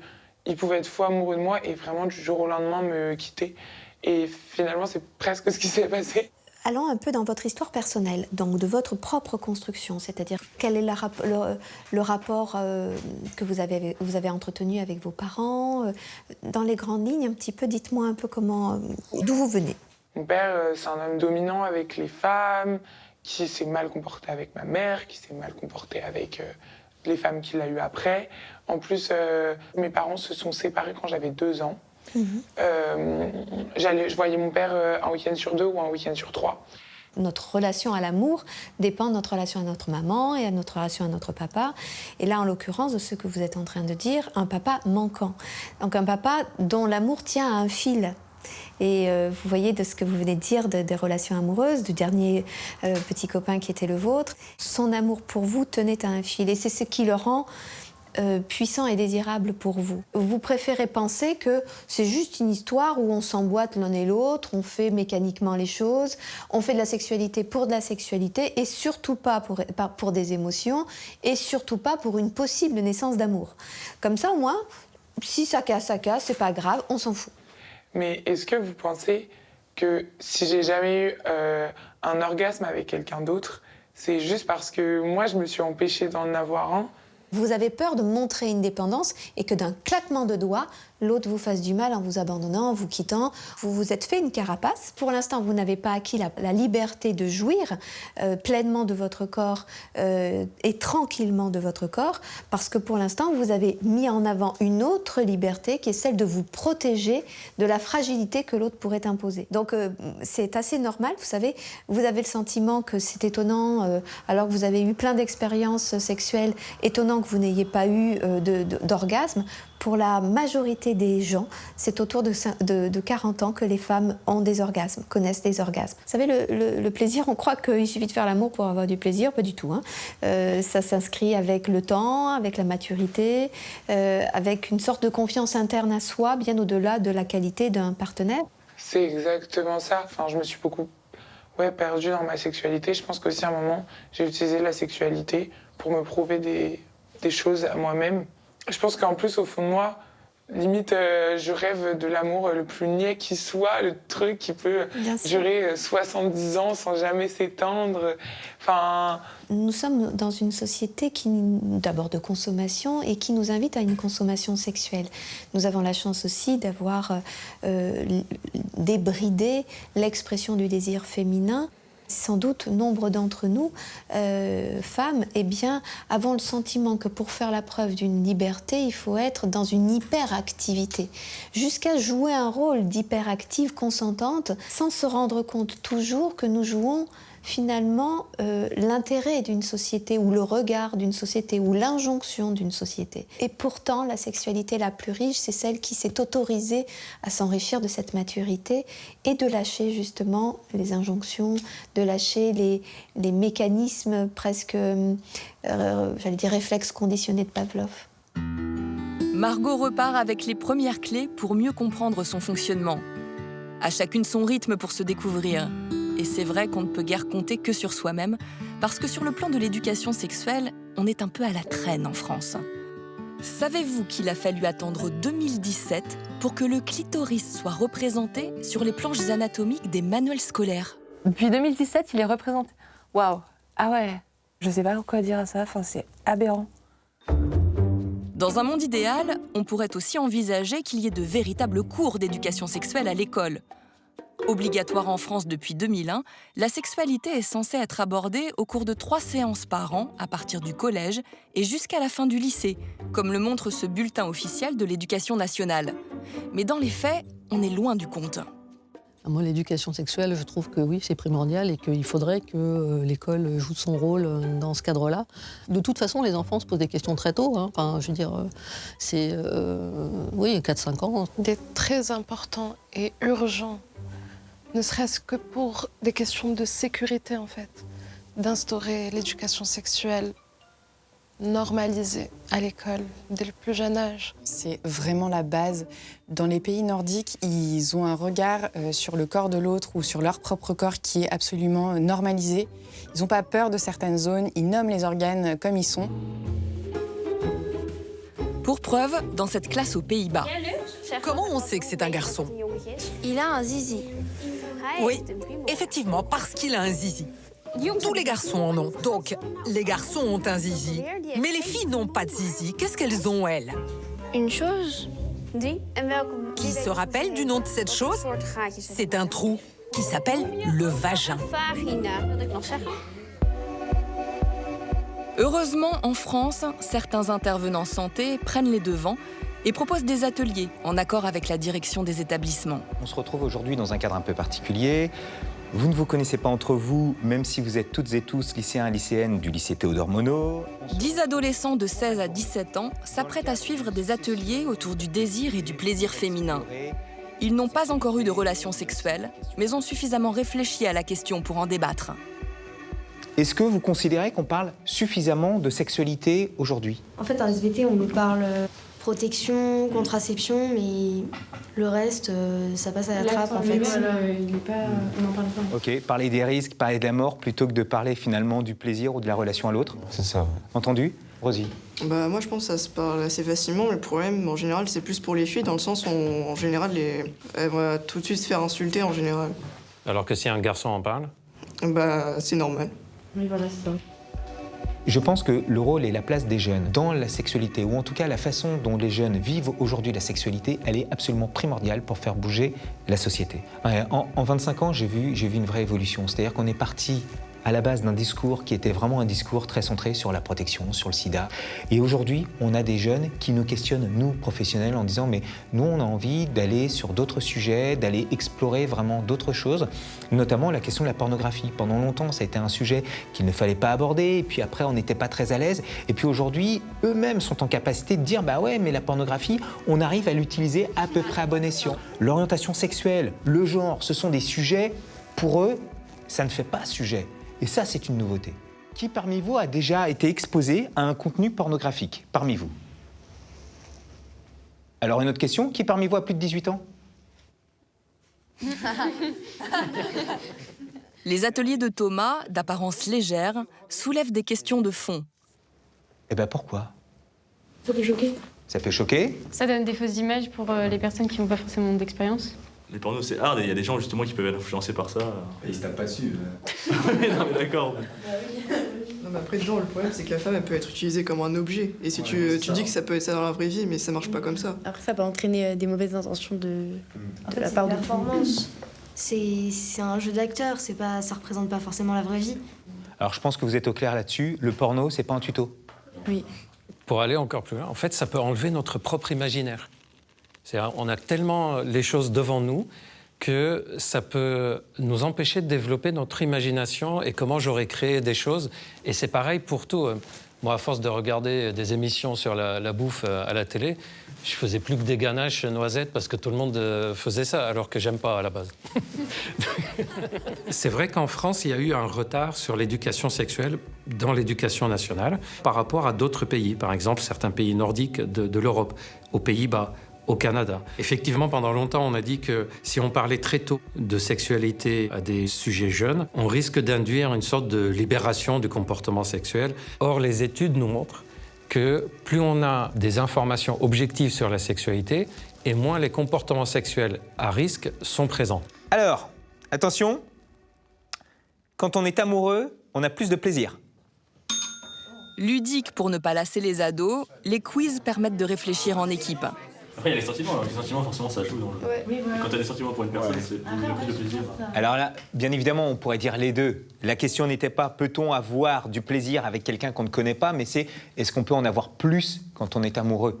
Et globalement, oui, parce qu'il y a cette notion de partage qui va être là, il y a cette notion d'intimité, de confiance. Je m'appelle Lucie, j'ai 15 ans, je suis en seconde au lycée Théodore Monod. Pour moi, le plaisir, c'est quand les deux personnes sont toutes les deux à l'aise, que du coup, il y a de la communication, d'écoute. Il faut que ça soit au moment où les deux personnes, elles se sentent prêtes à recevoir du plaisir et à en procurer. Tiens, venez par ici. D'autres ateliers, plus créatifs, sont aussi proposés. Non, ça n'est pas un speed dating. Le plaisir féminin, pour vous, c'est quoi? Faites ce que vous voulez. Dessinez, écrivez, comme vous voulez. C'est noté? Non. La satisfaction sera la vôtre. Ok, faut qu'on trouve des trucs. Déjà, moi, je dis on sort du rouge, parce que le rouge, c'est l'amour. Et le plaisir, il faut de l'amour, je pense. Enfin, pas que, mais... On peut mettre des mots. Ou j'écris quoi d'autre? On peut dessiner une vulve. Est-ce que c'est peut-être pas forcément avoir pénétration le plaisir féminin? Ah bah non, clairement pas. Donc on met pas forcément pénétration. Présentez-nous votre affiche. Alors, on présente l'affiche sur le plaisir féminin par Elias et Charlotte. Donc on a fait plusieurs thèmes. On a l'orgasme, les partenaires, l'excitation et la communication. La communication, parce que c'est quand même très important. Ok. Et qu'il n'y a pas de plaisir sans consentement et sans respect. Pour l'orgasme, on a mis la cyprine et le clitoris, avec les 8000 terminaisons nerveuses. Pour les partenaires, on a mis masculin, féminin ou ta main. Ensuite, on a l'excitation, il y a les préliminaires, et il y a le fantasme. Des gommettes.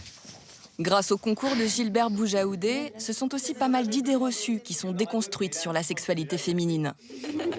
Et vous alors, vos zones érogènes féminines, vous avez mis quoi? On a eu la bouche, le cou, les seins, le ventre, la taille, les entrejambes et les cuisses. Est-ce que vous pensez qu'il y a d'autres zones du corps qui peuvent donner du plaisir, autre que ce qu'on vient de noter là? Oui. Après, en soi, je pense que ça dépend des préférences de chacun. Ça se trouve, il y a des personnes qui aiment bien qu'on leur touche, je sais pas, les épaules. Les bras, plein de trucs. En fait, ça peut être partout finalement. Les oreilles. Elles me préfèrent aussi. Voilà, ça peut être le nez aussi. Il y a des capteurs qu'on appelle capteurs de volupté qui envoient des informations de plaisir. Et donc, ces capteurs-là, s'ils sont stimulés, au lieu d'envoyer l'information juste que c'est chaud ou froid, ils vont envoyer l'information au cerveau, j'ai du plaisir. Et ce qu'il faut retenir, c'est que tout le corps humain est rempli de capteurs de volupté. Si vous deviez mettre les gommettes maintenant, vous les mettrez où? Partout. Partout. Il n'y aurait plus de noir, il n'y aurait que des couleurs sur le corps humain. Le plaisir, il est quasiment infini, il est carrément infini, grâce à ça. Moi, je pense que on a appris en une journée plus qu'un programme de SVT là-dessus. Donc, je trouve ça très, très cultivant, en fait. Si oui, il y avait un message à faire passer à l'éducation nationale, ce serait quoi? Pas plus de cours de sexualité. Il y en a qui ont besoin.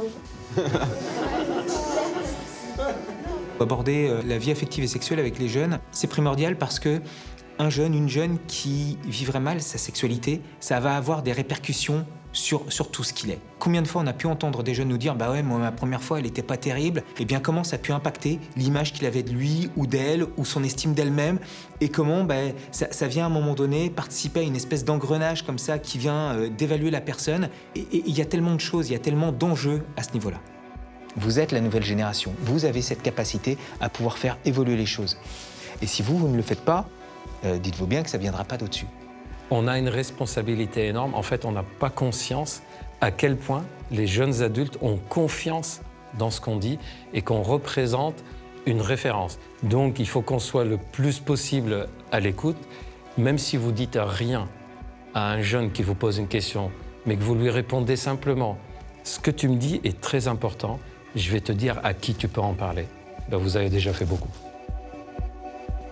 L'atelier d'hier, ça m'a fait évoluer parce que je me suis dit que la sexualité, ça ne devait pas être bloqué sur une seule chose. Au final, ça passe par plein de facteurs. Et le plaisir féminin, c'est pas un sujet qui doit être tabou et que ça a énormément son importance aujourd'hui. Pour moi, les femmes, on les considère comme sensibles, réservées.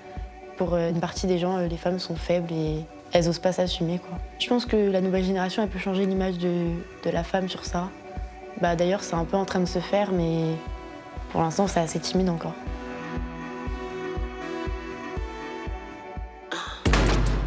Déconstruire les idées reçues, les injonctions, les tabous, reconstruire sur de nouvelles bases. Et si cette pyramide était à l'image de la sexualité féminine ? Il reste encore tant de choses à découvrir en la matière. Mais pour l'heure, l'aventure d'Adriana et de Michel touche à sa fin. Et ça tient. Un grand enfant, hein. Ce que vous voyez là, c'est un peu ce qu'on imagine de la sexualité féminine qui est faite sur plein de petits détails qui sont posés de façon symétrique et en même temps complexe et en même temps très fragile. Mais c'est ce que nous avons appris, c'est que sexualité féminine, c'est quelque chose d'extrêmement complexe. Il y a énormément de critères, il faut que tout soit en harmonie. Et si jamais il y a un truc qui ne marche pas, ça ne marche pas tout court. Et puis, qu'est-ce qui est le plus important de se connaître son corps? C'est primordial, même, c'est la base. De s'accepter. Il faut comprendre que même si on n'a pas le corps qui est parfait, ni notre partenaire, ça n'a aucune importance. Le corps parfait, c'est celui qui fonctionne bien. D'où l'intérêt de se connaître, effectivement, son corps et son mental. Qu'est-ce qu'on aime, qu'est-ce qu'on n'aime pas, comment on fonctionne. Se connaître pour laisser la possibilité à l'autre, justement, de nous connaître. Et puis le bonheur sexuel, c'est pas quelque chose de mécanique. On sait très bien, ça ne repose pas sur un sextoy ou la masturbation. C'est surtout la relation. Il faut se parler, il faut comprendre la partenaire, il faut la découvrir et surtout la respecter. Et puis ce qui est très important aussi à dire, c'est que l'espérance de vie augmente considérablement en permanence, ce qui veut dire que la sexualité ne s'arrête pas chez la femme au moment de la ménopause. On en a beaucoup parlé, c'est très important de dire qu'il y a une vie après. Et la sexualité, elle n'est pas importante uniquement pour prendre du plaisir. En fait, il y a un lien avec le bien-être général. C'est-à-dire, on sait que plus la vie sexuelle est épanouie, plus on a de chances de se sentir bien mentalement, même dans notre vie générale. Et puis, il faut que toutes les petites briques, là, soient présentes. Tous les éléments qui interviennent dans la sexualité doivent être présents. Il faut qu'elles soient posées. Vous voyez, par exemple, là, on peut imaginer que ça, c'est la qualité de la relation. Ça, c'est les hormones. Ça, c'est les événements qu'on a vécus dans notre vie. Ça, c'est est-ce qu'on est bien, est-ce qu'on est préoccupé par quelque chose. Et il suffit qu'il y ait un truc qui n'aille pas pour que... C'est ça la sexualité, il faut que tout aille dans le bon sens. Et puis ce qui est très important, et si on doit faire passer un message, on parlait de mission au début de l'émission, tu te souviens, si on doit faire passer un message aux femmes, c'est qu'on peut parler de sexualité, même quand on est une femme, que ça n'est pas vulgaire, que ça n'est pas sale, et que c'est pas plus sale que quand un homme en parle. Voilà.